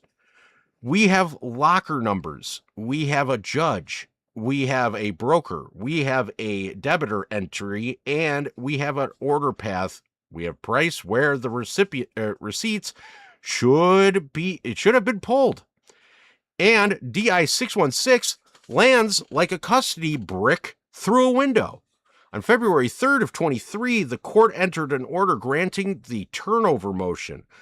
The order directed Interactive Brokers to transfer the assets in the Alameda Research account to designated Western Alliance Bank account, and to transfer or liquidate the assets in the Digital Assets DAAG 1B accounts 9483-3401, as directed by John J. Ray III. There's some funny things about that name, because he comes up in a lot of things. Just FYI. Then paragraph 3 says the magic words. Interactive Brokers was authorized and directed to provide debitor copies of all historical account statements for each of the 1B accounts listed in paragraph 2, not if convenient, not when Mercury exits retrograde, not please send vibes and motivational quote. The entered order directed the production of historical account statements that makes DI 616 one of the cleanest custody door documents in the entire trail. This is why the Interactive Broker order is not just another bankruptcy filing. It is part of the record that can prove or destroy the backing story. If AMC, Ape AMC, or GME tokenized stock products were truly backed by real shares through the FTX Europe DAAG structure, then somewhere there should be a reconciliation between the customer-facing token liabilities and the real-world assets. The reconciliation does not have to be cute. It does not need dramatic music.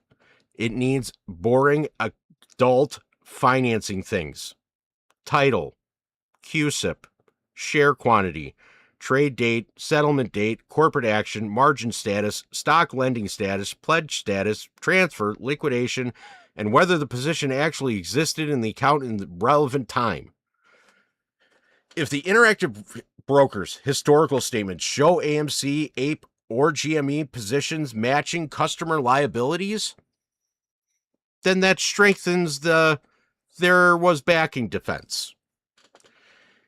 If they show no matching securities that points towards synthetic or unbacked exposure, if they show securities existed but quantities lower than the token liabilities, that points towards another backing, an underbacking.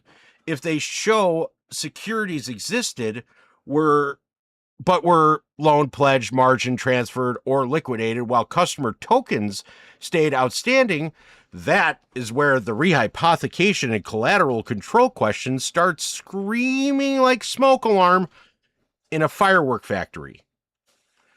And let's keep this clean, because clean is how this report keeps punching. DI 616 does not say itself AMC shares were missing. It does not say GME was naked. It does not say Ape was rehypothecated. What it says is something more useful at this stage. The account existed. The assets were ordered, transferred, or liquidated, and the historical statements were ordered and produced. That means the correct next demand is not some emotional tell us the truth Hallmark card. The correct demand is precise. Produce the historical Interactive Broker statements for Digital Assets DAAG, plus all supporting trade confirmations, position reports, margin reports, stock loan reports, corporate action reports, account agreements, sub-account records, and any records showing whether securities were held, loaned, pledged, transferred, or liquidated. If they were backing tokenized stocks, show it. If they were not backing tokenized stocks, admit it. If they were backing something else, identify it. This is not complicated. It is only complicated when somebody needs fog. For normal people watching the AMC Ape Cage, here's the simplest way to understand this. The tokenized stocks table is the customer seat. The CM Equities Binance FTX Europe filing are the collateral dispute. And the interactive broker statements are the security camera footage. The receipt says a product existed. The collateral fight says money moved around the product structure. But the brokerage statement tells us whether there was actual inventory in the back room or whether the entire thing was one giant financial DoorDash order where the customer paid for steak and got a picture of a cow. That is why this section is important. Press interviews do not prove backing. A CEO saying, of course it was backed 1-for-1, does not prove backing. A website fact sheet does not prove backing. A token balance on a screen does not prove backing. A broker statement can. A custody ledger can. A CUSIP level position report can. A stock level report can. A margin statement can. A transfer record can. That is where the truth lives. And that is exactly why those records matter more than every polished public statement that came before the bankruptcy. The beauty of this custody door is that it creates a simple yes or no test where AMC, APE, or GME shares held in DAAG, FTX Europe, Interactive Broker accounts, yes or no? If yes, in what quantities, on what dates, were there enough to match the outstanding tokenized stock liabilities? Yes or no? Were they fully paid for or segregated, or were they marginable? Pledged, loaned, transferred, yes or no? Did the position survive the 21 run-up, the 22 Ape corporate action, and November 2022 collapse? Yes or no? Did any shares leave while tokens remained outstanding? Yes or no? Did the accounts hold actual securities or mostly cash or other assets? Yes or no? These are not philosophical questions. These are statement questions, account questions, ledger questions, the kind of question Wall Street hates because the answer is either it fits or it does not. No amount of market efficiency, word salad, can make the missing position appear in a historical brokerage statement. And this is where the report naturally moves into the next layer. Once we know the custody door exists, the investigation has to ask who was standing around that door, who had reasons to care what was inside, and who may have benefited if synthetic liquidity or equity exposure could be routed, priced, hedged, collateralized, or buried outside normal retail visibility. That brings us to the broader market structure pattern. The Citadel MIAX BSX Python lane, the Brett Harrison witness lane, the Daniel Friedberg legal compliance lane, and the question of whether any market maker, swap desk, broker, offshore venue, or data rail connected tokenized stocks, AMC, Ape AMC, GME exposure to real-world settlement pressure. But before we go there, remember the core of Section 3. The answer is not in the speech. The answer is not in the slogan.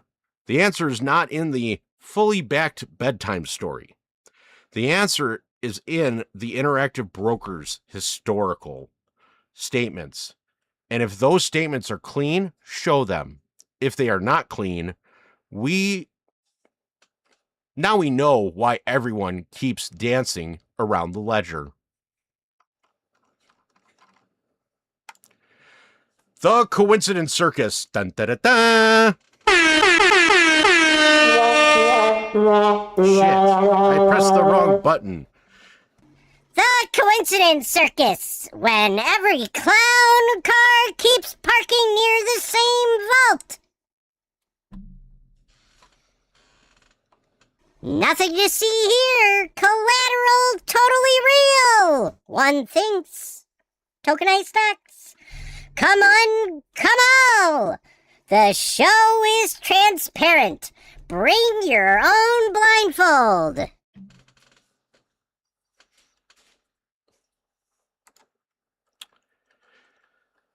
The fourth piece of is the pattern. And this is where we have to be sharp enough to cut steel, but disciplined enough to not hand the other side a free escape hatch. A pattern is not proof by itself. A timeline is not a conviction. A relationship map is not a guilty verdict. Any clown with yarn, thumbtacks, and too much caffeine can build a scary corkboard. But when the same names, the same rails, the same offshore structures, the same tokenized equity language, the same custody gaps, and the same fully backed marketing perfume keep showing up around the same time period, you do not ignore it like a distracted regulator or with a compliance lunch calendar. You mark it. You preserve it. You demand records. Citadel announced on June 23 of 22 that it was moving its global headquarters from Chicago to Miami. FTX filed for U.S. bankruptcy on November 11th, 22. With Sam Bankman-Fried stepping down as CEO. Those two facts alone do not prove motive, and we are not going to pretend they do.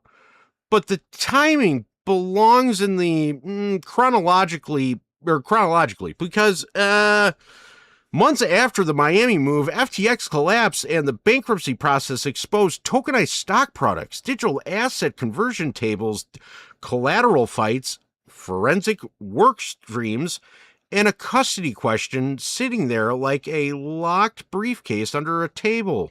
The Miami X Bermuda Python lane is not a fantasy either. The SEC exhibits for Miami International Holdings shows Citadel Securities Principal Investment, LLC, held 11,774,571 voting common shares of Miami International Holdings before an exchange agreement involving that stake, which means Citadel was not just some random guy walking past the building with a sandwich. It said, or it had a documented entity holder relationship with the parent company behind MIAX Infrastructures.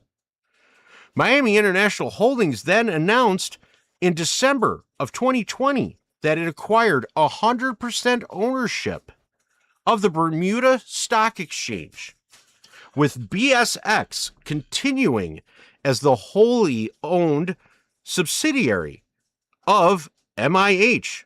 Miami X's own press release described BSX as the fully electronic offshore securities market regulated by the Bermuda Monetary Authority and recognized by the SEC as designated offshore securities market.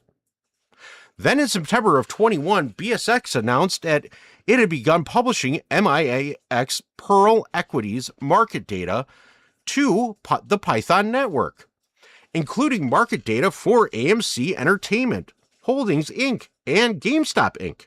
using MIAX Pearl top-of-book data submitted at 400 milliseconds intervals for a DeFi market data Oracle initiative. Read that slowly. U.S. equities data, AMC and GME included, MIX Pearl equities, Bermuda Stock Exchange, Python Network, DeFi Oracle infrastructures.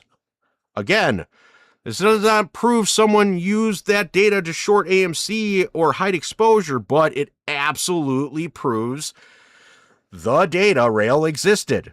The offshore exchange rail existed. And AMC, GME were inside the published data set. So when someone says, why are you looking at MIAX Pearl or MIAX Bermuda and Python? The answer is simple.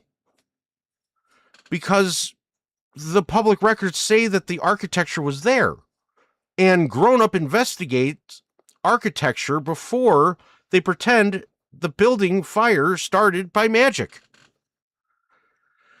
Now bring that architecture back to FTX record. The final FTX digital asset estimation process approved the digital asset conversion table for claim estimation, voting, and distribution purpose. The FTX own support materials identify tokenized stocks and futures as categories.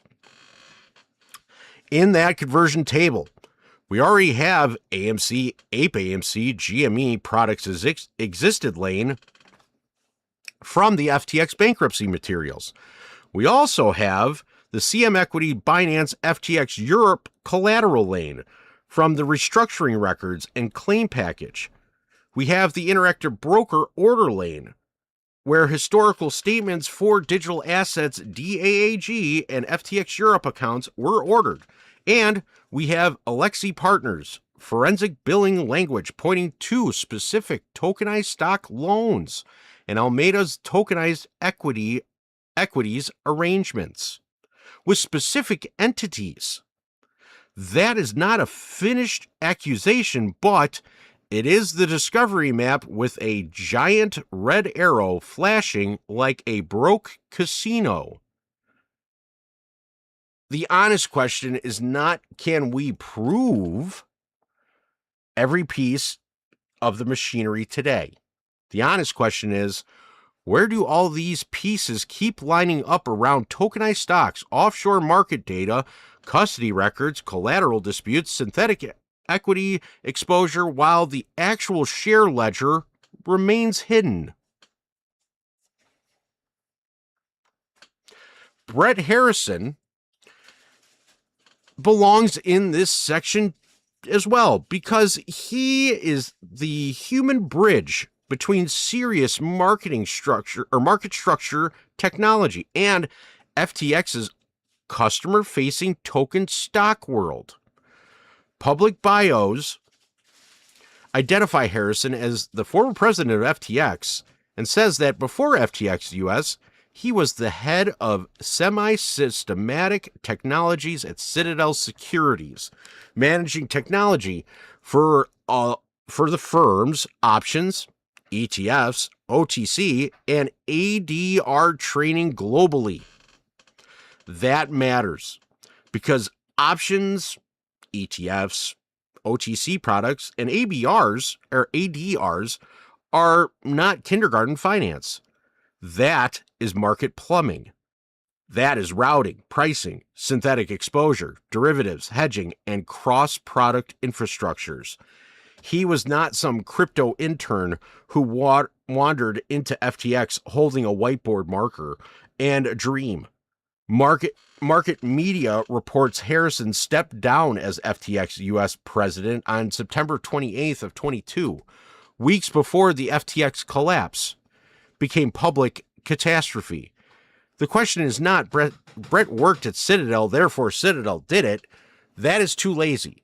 And lazy arguments are not how good evidence gets drowned in stupid.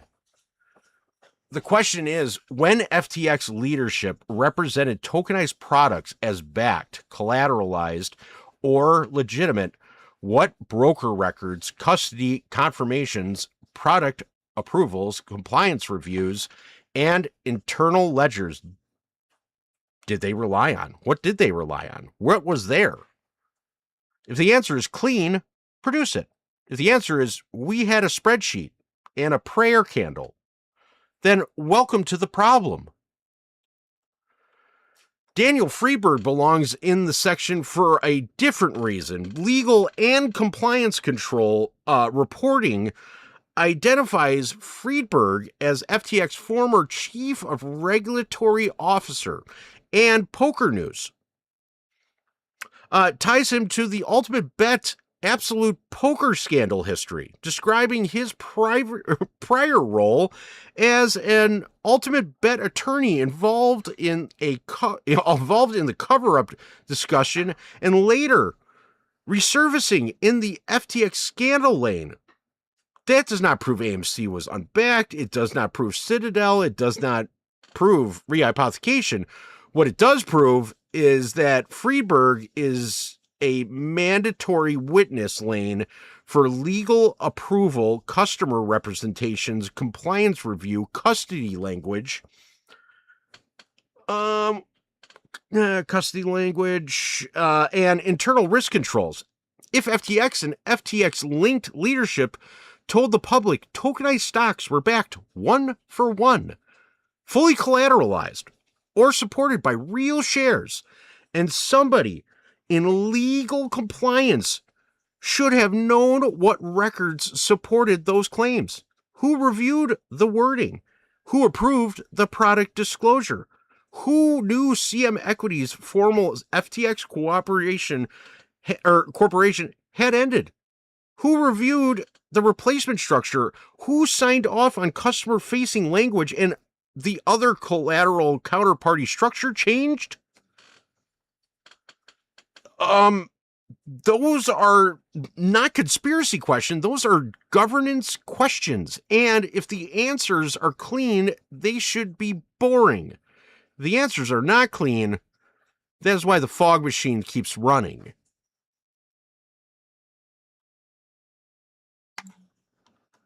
Meet the players. Follow the money. Here's Citadel Securities, Brett Harrison. He just did options, ETFs, OTC, ADR trading globally. He's the bridge between serious market structure tech and FTX customer-facing tokenized stock world. The market infrastructure lane. So, Miami International Holdings and their Citadel's voting rights of 11 million shares. I'm not going to read that whole number, but 11 million shares and their voting rights. Now all of a sudden you have MIH. Then you have BSX, Bermuda Stock Exchanges, MIX, AX, Pearl Equities market data into the Python network at faster than light speeds. Now let's go ahead and go to the other side with Daniel Freeberg. Here's all the stuff that he was accused of with the Absolute Poker and Ultimate Bet. But let's not forget his role as the compliance officer and head of the legal department. He's the one that's directly going over all of these suits. And on top of that, he's the one that's telling you what you can say and what you can't. So now you have this agreement with, and now you have all this agreements with the bankruptcy filing. Here's the brokerage custody order. Court's order transfer, liquidate assets, provide all historical account statements that are going to show if this is backed, if it's pledged, if it's rehypothecated, if it's there. So now here's where this collides. Same game. Different arenas, talent, access, opportunity, kind of equals a perfect storm. Two key figures, two different lanes, same collapse bridge, and the same victims. But this is And the timing. And the timing. But this isn't like the first coincidence that just has happened around the name Citadel. Not even close. So it does bring us back to the FTX records, because in one lane you have tokenized stocks, then you have future derivatives, then you have the exchange that sends all this stuff, and at the same time you just happen to be placed in the market making lane that transferred all of these shares to what company? I guarantee you they went through Miami X, and the only reason that I'm guaranteeing it is because you have money invested in it. So of course you're going to make money. But you also make money both ways. So the architecture exists, the people exist, the products exist. The only thing that's missing is the transparency. Show the ledger. Who's prepared to explain why it is hidden? Because I guarantee you they don't want this coming out. And if you look at the market making lane, I'll just say this part out loud, is that Ken Griffin himself said that on a single day had more trades executed by the retail customer than the entire year prior. In one day. Now imagine that happening for 5 years. I think you got your answer. I want to add too, that Python network, that is the price quoting system for the tokenized collateral. So the tokenized value is derived from the Perl feed that basically dictates what the digital program the value of the collateral token. Correct. Which then creates the synthetic feedback loop back to the exchange whenever they renative it back into the ticker tape. So you get the price loop, which is why we get these partners. So, which also makes my theory even stronger, because I want everybody to just think about this for a second. I'm going to kind of go into this more so in the final word, but think about this. In June of 21, AMC, you were at $77. GME, I think, what, 400 and something? I don't remember off the top of my head the final number, but it was about $400. It was more like, it was like 420s, 440s. Yeah, something like that. I think 448 was their high, I believe. But I want you to think about this. For AMC, within 2 months, you dropped to $31 in 2 months. Just like that. One day it was... And that was without any corporate actions. That was even before or right up to the time that Adam said he was going to sell some of his company shares. So, I mean, that happened even before anything market news-wide happened. So let's put 2 and 2 together. The only news that come out after that was prior to the squeeze, the disclosure of how much they made on their pre-squeeze sale. Yeah. Because at squeeze time, we didn't even know that they had sold shares into the market. We knew they had shares to sell. But the actual selling completion and value disclosure of that sale didn't come out till like a month after. Correct. So, I mean, when you put 2 and 2 together, the story you get more answers, because now you look at it and say, oh, well, it's kind of a dead giveaway. And especially if they move to Florida, FTX is there, and then all of a sudden 2 months later, they're gone, and then there's, you know, you have to... And there's a reason he wanted to put in the Texas exchange, and that was to create a quicker speed loop from the Amex in California across to Miami. Yeah. So, I mean, it started answering a lot of questions as to the who, but they're coincidences. Just remember that. This is also where the Citadel becomes the proper discovery target.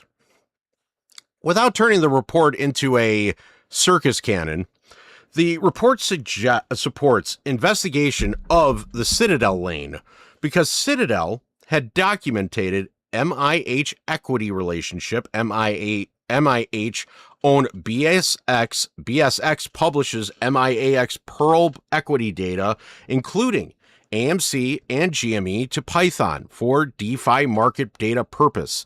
And the FTX bankruptcy records separately confirm tokenized stock categories, collateral disputes, and custody questions. But nearby is not the same as guilty. The bridge we need is a transaction level proof. Did any Citadel entities, market maker desks, swap counterparties, broker affiliates, or brokers affiliates, or routing venues connected to tokenized AMC, Ape AMC, or GME exposure?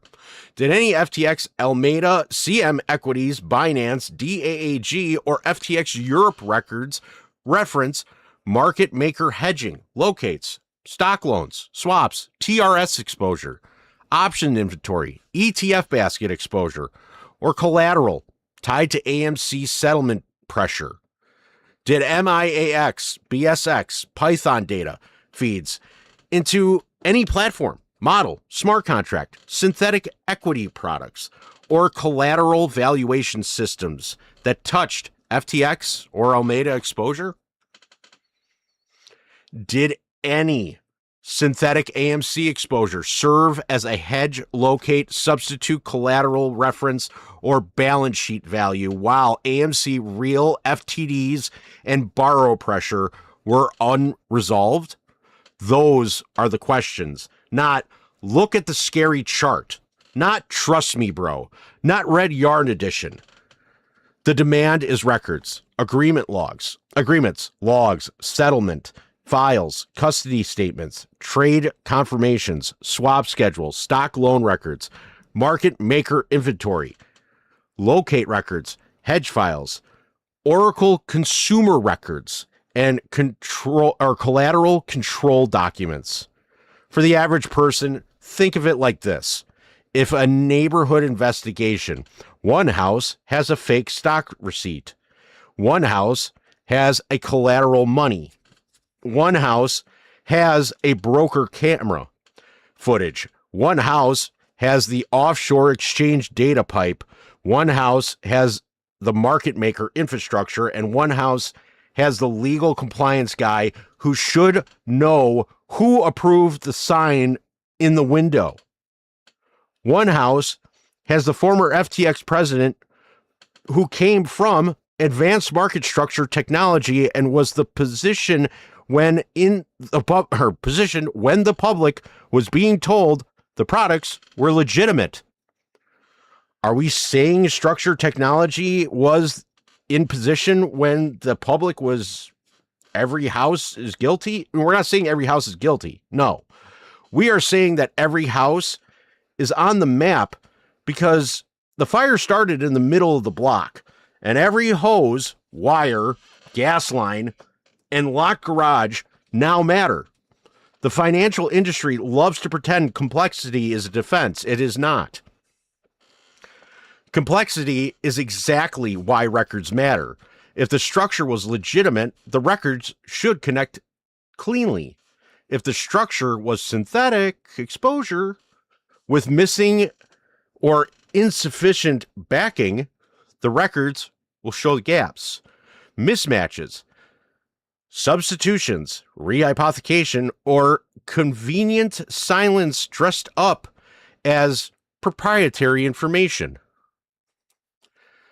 So the report, or even better yet, if the records show the customer commingling of customer funds and customer AMC shares were swap collateralized for custody holdings and tokenized securities, which were not legally representative of equities for a commingled market, you got a problem too. You do, because they weren't nothing back then. It wasn't illegal, wasn't recognized as an equity, and there was no legal process for collateralizing customer traditional equity with backing of a non-recognized crypto tokenized blockchain. So the report line is this. The market structure pattern is not the final proof, but it is a discovery map that points to the missing bridge. Citadel, MIAX, BSX, Python, Brett Harrison, Daniel Freeberg, CM Equities, Binance, Switzerland, FTX Europe, Alameda, Interactive Brokers, and the FTX Digital Asset Estimation work papers are not one proven chain yet. They are the lanes that must be reconciled. The product list tells us AMC, Ape AMC, and GME. We're in tokenized stock universe. The collateral trails tell us tokenized stocks money moved and claims were filed. The IBKR order tells us broker statements existed and were ordered. The market structure pattern tells us where to look for pricing, routing, hedging, swaps, locates, synthetic exposure. And that takes us directly into the final word. Because after all the noise, all the press statements, all the fully backed fairy tales, all the sophisticated clown makeup, the demand is brutally simple. Show the ledger, show the custody, show the hedge, show the locate, show the swap, show the stock, or the stock, or yeah, show the stock loan, or the sock puppet. Yeah, I said, yeah, because of the Muppets or my hecklers. Yeah, I kept on saying Muppet, so I typed the sock puppets, and I think we were talking about the puppets the other day. So we don't even want to bring it up. Yeah, we're not going to bring that up right now. So, but the sock loan or stop pretending retail made the question up. Which brings me directly into my final word. So, why so? Hold on. We have other business to take care of. What's that? That Susquehanna thing. And before you do, I actually want to do my own short final word. Go ahead. So the analysis here exposes the ultimate end game of institutional capture. If you're furious, you're completely right to be furious. This is not a conspiracy theory. It is a structural reality. By allowing Citadel, Virtue, Ondu, BlackRock to systematically vacuum up the ruins of the Sam Bankman-Fried FTX Alameda empire, regulators permitted the creation of a weaponized finance cartel. They did not destroy the FTX Ponzi architecture. They institutionalized it, upgraded it, enterprise-grade code, plugged it directly into the heart of the U.S. financial system. By wrapping traditional equities, U.S. treasuries, and central bank rails into the automated tokenized offshore matrix, they've created a, quote, systematic suicide death, unquote. They have calculated that they are now too deeply integrated to be liquidated, prosecuted, or even shut down. If they go under, the entire global dollar system goes with them. It's true. And if you go into the comment chat, I have the tweet linked and the actual tweet from Stefan of the Susquehanna. Perfect. No, it needs to be there. Mine's going to be, I'm going to explain about what Matt was talking about with Susquehanna, within my final word. You guys will get that answer for that. So, because it's horseshit. It's horseshit. It's dog shit wrapped in cat shit. Squirrel tails? Well, it's meant to tell you that it's actually, chocolate pie. And it's not. The final word. The world's dumbest coincidence machine just ran off without gas. Here's Joker Ape's final word. I am not asking people to believe fairy tales, follow mystery breadcrumbs, or bow down to some half-baked trust me bro finance thread wearing sunglasses indoors. I am saying the court records, the bankruptcy filings, the wallet trail, the collateral disputes, the interactive broker order, and the forensic billing entries have now stacked up into something that looks less like coincidence and more like the world's dumbest cover-up machine, accidentally printing its own instruction manual. And yes, this is my opinion. This is one of the ugliest cover-up patterns I have ever seen. Not because one document says, oh, congratulations, James, here is the smoking gun with a ribbon on it. They never write it that way. These people do not commit financial murder and leave a sticky note that says, please see Exhibit A, we did the crime. The reason this stinks is because every time we open one door, the next door is not empty. It has another filing. It has another ledger reference, another missing statement, another settlement, another specific tokenized stock loan, phrase another fully backed claim, another custody gap, another offshore data rail, another person who just happened to be standing near the fire with a gas can and a lawyer. For the regular person who does not live in market structure every day, imagine being told a restaurant serves real steak for 2 years. Then the restaurant collapses. The bankruptcy menu confirms steak order existed. The supplier files a $65 million beef dispute. The security camera footage from the kitchen gets orders. And the chef keeps saying, why are you asking if there was meat? That is where we are.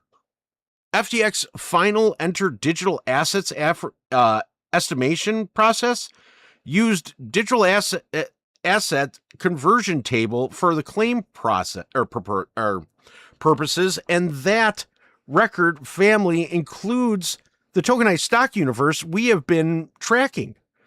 FTX own support page confirms the court entered the estimation order DI 7090 on February 7th of 2024. Here's the link. Support.ftx.com. The FTX Europe records show CM Equities and FTX Europe. Digital Assets DAAG had a collateral agreement for tokenized stock trading. Binance and CM Equities had a tokenized stock agreement. Binance pursued return of $65 million, and CM Equities filed a $65 million claim against FTX Europe, plus a Swiss moratorium claim over $68.5 million, including interest. The interactive broker's order directed transfer or liquidation of digital assets DAAG accounts and directed interactive brokers to provide all historical account statements for the accounts. And here's Alexi Brothers. Billing records show forensic work. Alameda's tokenized equity arrangements with specific entities, which is the kind of phrase that makes the clown music stop and the subpoenas start warming up. I even have clown music on call.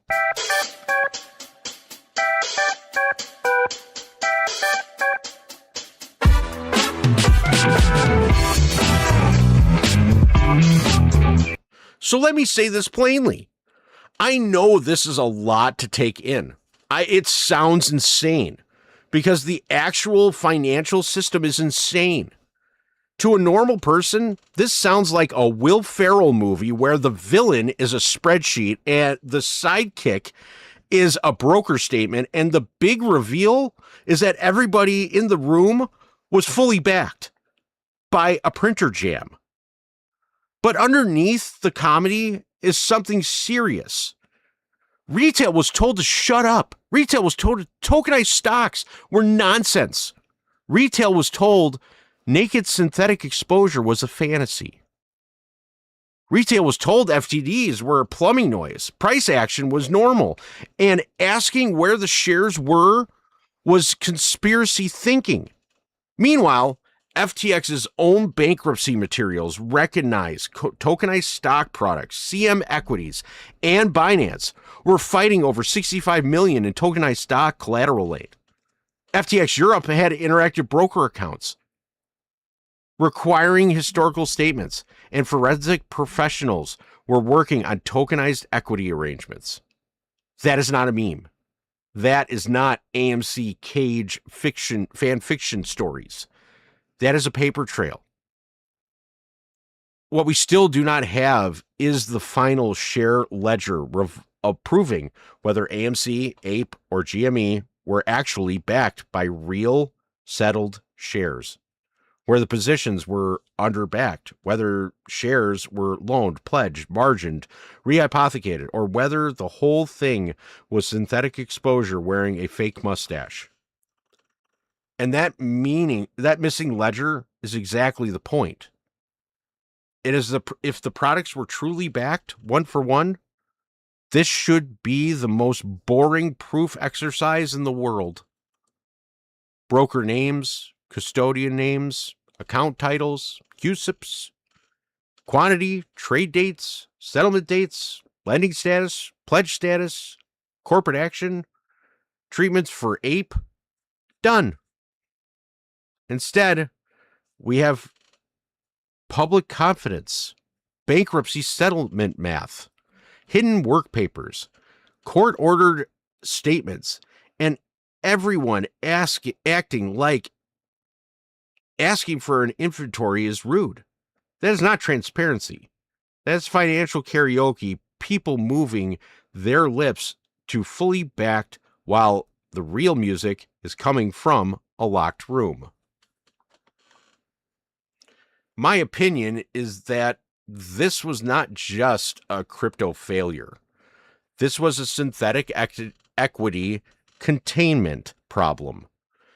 FTX did not collapse in a vacuum.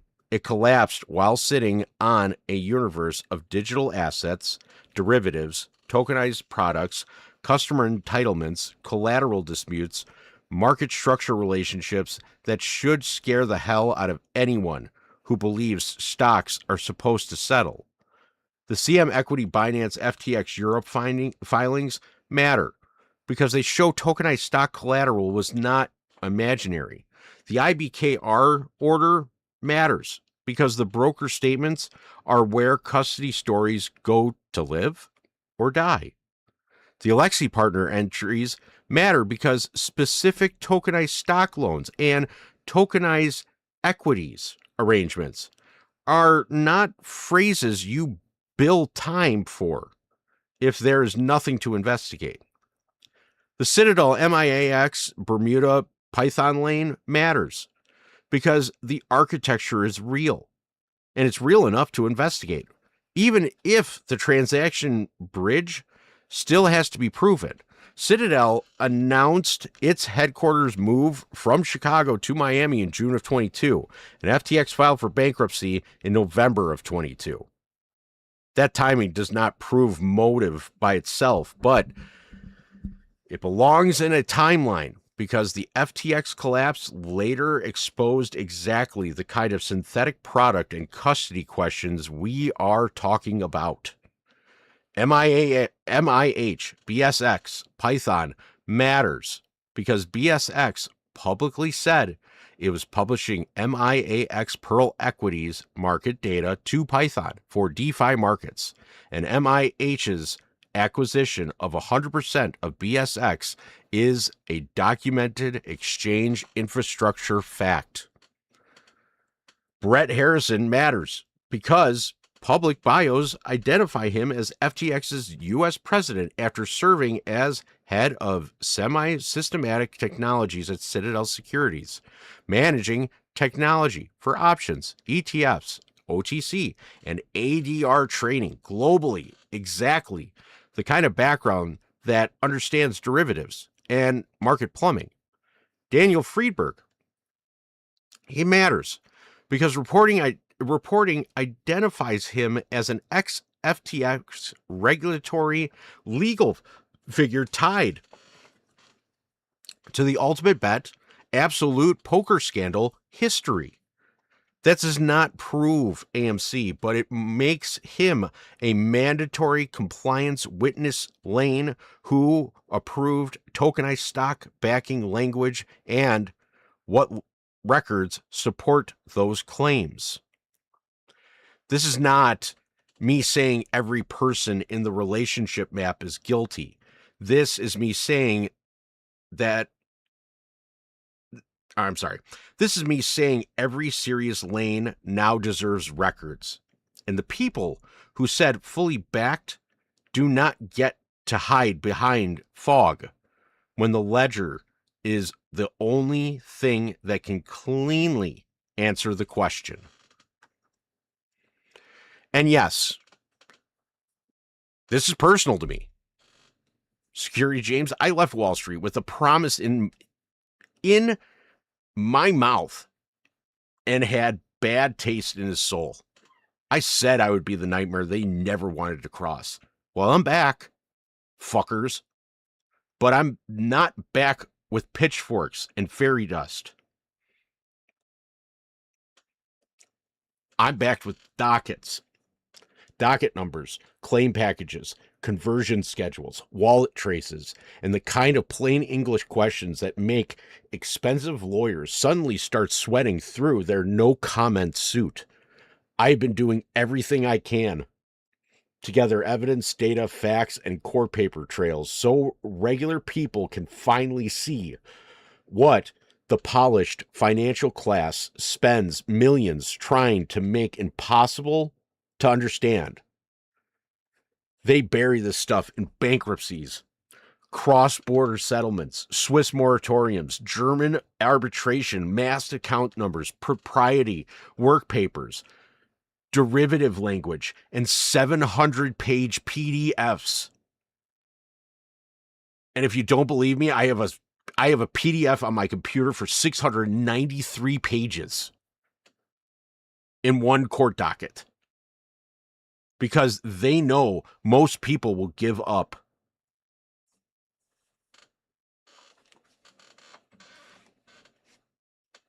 That is the game. Make the scam complicated enough that the victim feels stupid for asking. Not here.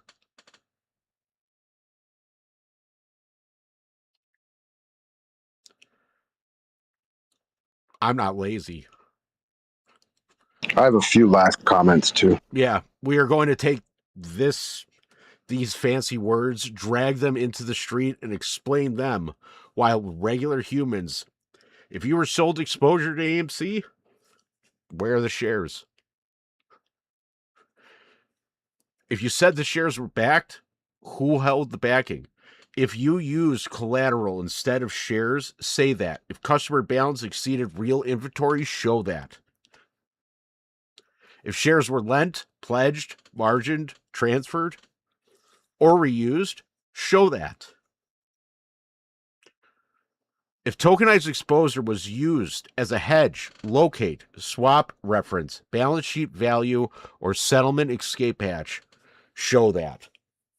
And if nobody can show it, then stop pretending the question is crazy. The question is not crazy. The silence is crazy. And here's my opinion. I want burned into every report. The coincidences are now comical. Not funny, haha, but funny like a bank robber wearing a shirt that says, "Definitely not the robber," while holding the bank bag. FTX has AMC, Ape AMC, GME in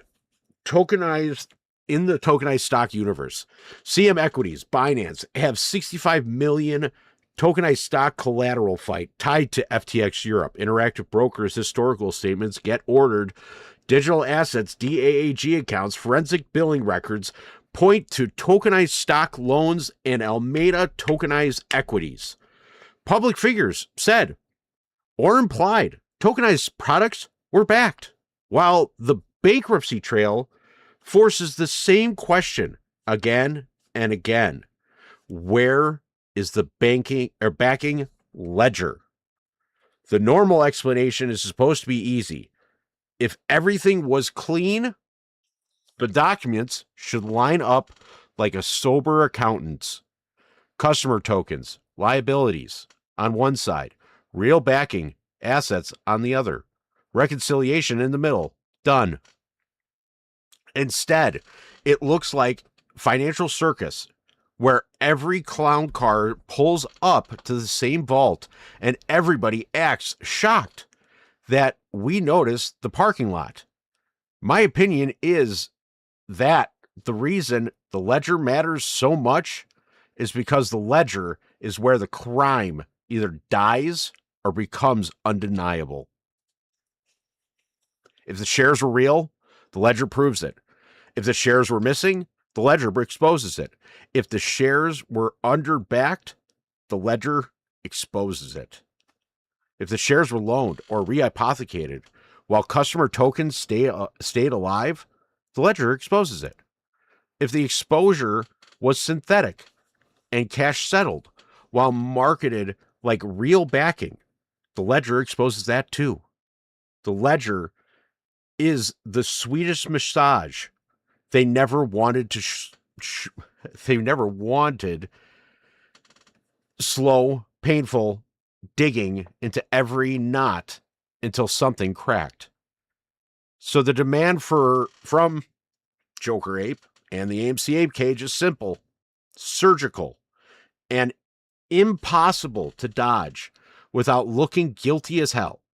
Produce the DAAG stock pool ledger, the FTX DAEST work papers, the Howell backup files, the customer entitlement tables, the interactive broker historical statements for account ending in 9483 and account ending 3401. The broker and the sub-custodian records, the stock loan files, the pledge and margin records, the swap and hedge schedules, the locate records, the corporate action handling of for Ape, and the post-EM equity replacement custody structure. Do not give us a speech. Do not give us a branding statement. Do not give us another "we take compliance seriously" bedtime story. Give us the records. The record already proves enough to justify the demand. The final proof is not going to come from a TV interview, a Reddit thread, a CEO haircut, or a regulatory pretending the smoke alarm is the jazz instrument. It is going to come from the statements, the ledger, the confirmation, the account titles, the QSIP, and trade records.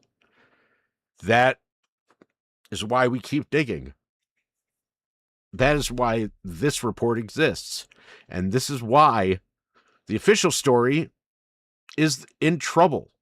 Because retail did not imagine, I don't know why it did that, but it did not imagine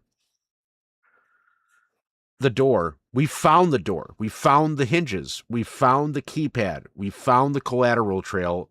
We found the custody order. Now we want to hear now we want the key. And they keep hiding the key. Then the hiding becomes part of the story. And that is my final word. Matt, you said you had something to say? This whole thing with the last two live streams started with Alpaca. Mm-hmm. And what people need to realize, I knew Alpaca was something. I knew it tied in. I could see the structure that was there, but I had no fucking idea till I brought it up to James before the last call, and then he did extensive studies or whatever, and I got back on the phone with him. He's like, "Oh, buddy," because it tied us right back into the docs from the FTX bankruptcy that we were already trying to scout. Yeah. And Alpaca led to this, and led to that, and led to, you know, the whole Miami group, Citadel, MIAC, Bermuda, CM Equities. Everything just started to tie together. The wallets now, but the process is long and tedious. Just yesterday alone, we were on the phone for it was 2 days ago, for almost 3 hours, just taking what we knew, interpreting it back to each other, and deciding what's the right question. And between us and his research ability, we asked the right questions and we find this stuff. But I can guarantee you, one of the interesting before the last space stream call with the data that was started with the Alpaca discovery and CM equities and the connections there, was that after the Alpaca thing, I was looking into some other things post what he had told me he discovered with the Alpaca thing. On my own, he was doing his own thing, and when we got together, we were both looking at the same shit. So both our trails independently led us down the same path. And then we connected the things that we knew about the path that we were on. There were things I figured out that he didn't. There were things he figured out that I didn't. And when you put them together, we figured out even more. And that led us to today's stream call. So I'm telling you right now, I know just me alone and me with him, we probably have 15 to 18 hours together on there. Him alone, non-stop, all-nighters. I'm waking up, still up from the night before. You have no idea what kind of time it is or how much shit you have to read to get the nuggets that make up these things. And for anybody that doesn't understand why we do it, they weren't here 4 years ago, 3 years ago, 2 years ago, even just a year ago, when they called us stupid conspiracy theorists with no fucking idea how conspiracy is and how nobody would do that, and that's not even possible. And this is bullshit. Fuck you. Fuck you. Fuck you. And thank you for being part of this community. Thank you for putting the information we put forward, and thank you for sharing it because it's important. And that's my final word. Thank you, Jay. Thank you, man. With that, if you guys ever need anything from me, don't hesitate to ask. I'd be more than happy to answer any one of your guys' questions. But I'm going to go eat. I'm going to go enjoy the rest of my night. You guys have a happy 4th of July. Enjoy your time with your families and everything else. It's another long weekend, another time for some market-wide bullshit because it's a 3-day weekend. But be safe, have fun, enjoy your time. I'm always around. Yeah. 808 breathe. Security James. Joker Ape. It's me and the monster. Everybody else protected. Wall Street left me quiet too long. You want it quiet, you got the nightmare. Nah, that was the lock. Open the cage. Outside, push a motherfucker, we gon' break. Tell Wall Street dark and low when the bass gon' shine. I came up through picture, no silver spoon shine. Bills on that table, war in my mind. Outside scars, got smoke in my chest. They told me stand down, I said fuck that request. I don't need shoes, I don't need chains. I don't need permission from a rig that's gang. I built this cage with my back to the wall. They turned every scar to a wartime call. Truth hits hard when the baseline drops. They bury the story, I dig up the rod. They polish bullshit, dress up the fraud. Didn't call us crazy when we point at the eye. Nah, I came with facts and fire too. Plain English, race for the whole damn crew. No more smiling while they spit in our face. I'm dragging that bullshit straight into the cage. They thought I was tired, bitch, that was a bad bet. Thought I disappear, fuck a night, yeah. Thought I fall when the room got strange. Then the 808 hit and they remember my name. I take the heat, let the wolves aim here. Keep my people safe, keep the message clear. No extra names for them snakes to chase. Just me, this monkey, fuck you on my welcome to the AK, motherfucker, lights on. Truth hit hard when I hold down my song. Southside pressure with the 808 race. Stand the fuck up, we about to shake the cage. Welcome to the AKs, no fear, no shame. Wall Street hiding, but I'm naming the game. This ain't hopium, this ain't fake. This is pissed off pressure in apes don't break. I've been blocked, mocked, laughed at, it denied. Still running through my spine. They say calm down, James, don't make noise. Like I bow down to Wall Street boy. Fuck that shit, I came with smoking receipts. Plain English fire for the people in seats. No fake ass suit, no soft disguise. Just rage in the booth and bloodshot eyes. They package bullshit, sell it is gold. Then call us dumb when the truth gets told. They move the numbers, paint the tape. And bitch ass suits wonder why cages shade. I keep my people protected, I take that heat. Put the damn target right here on my seat. No extra names for them fuckers to chase. Today it's me, pissed off in their face. Wrong day, wrong fuckers. Remember my face, bitch.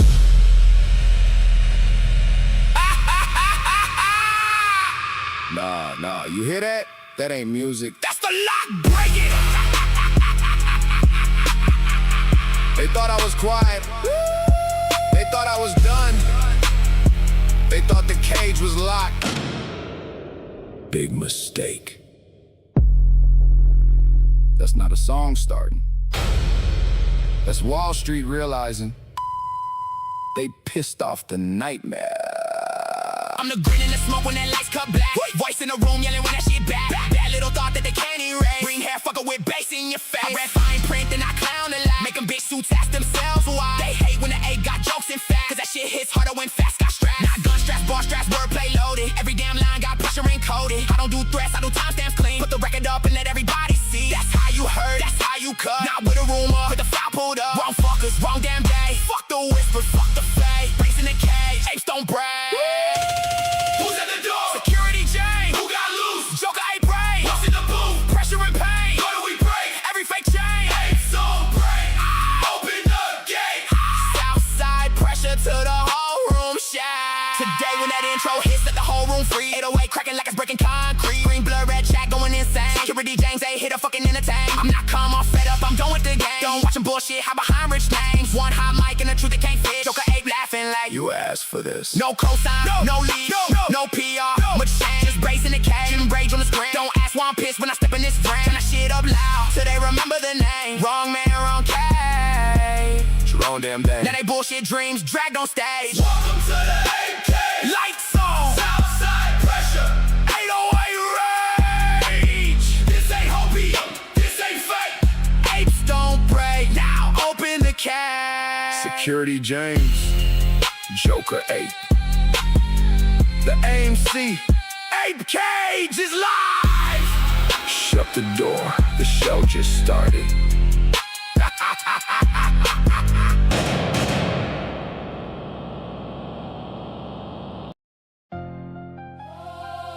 Yeah.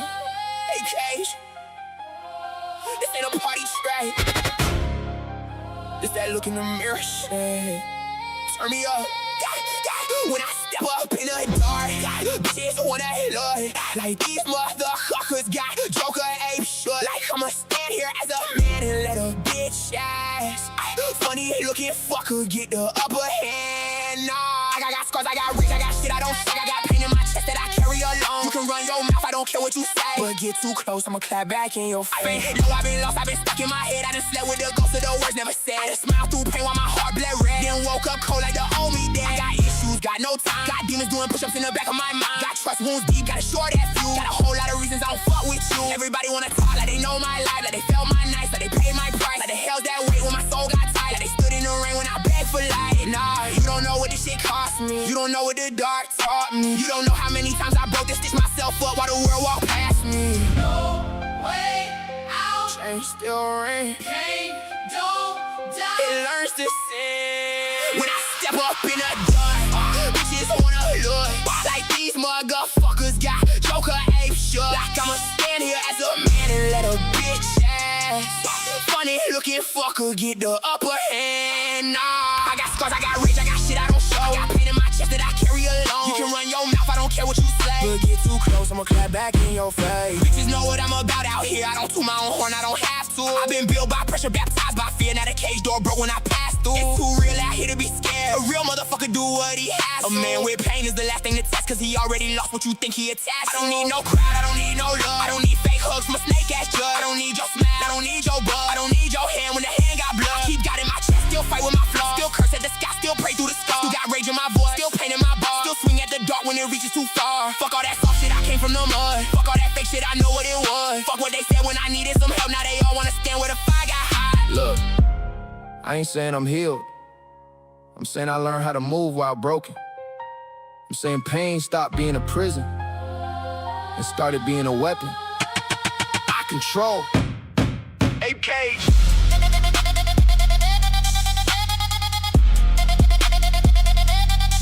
Ape Cage.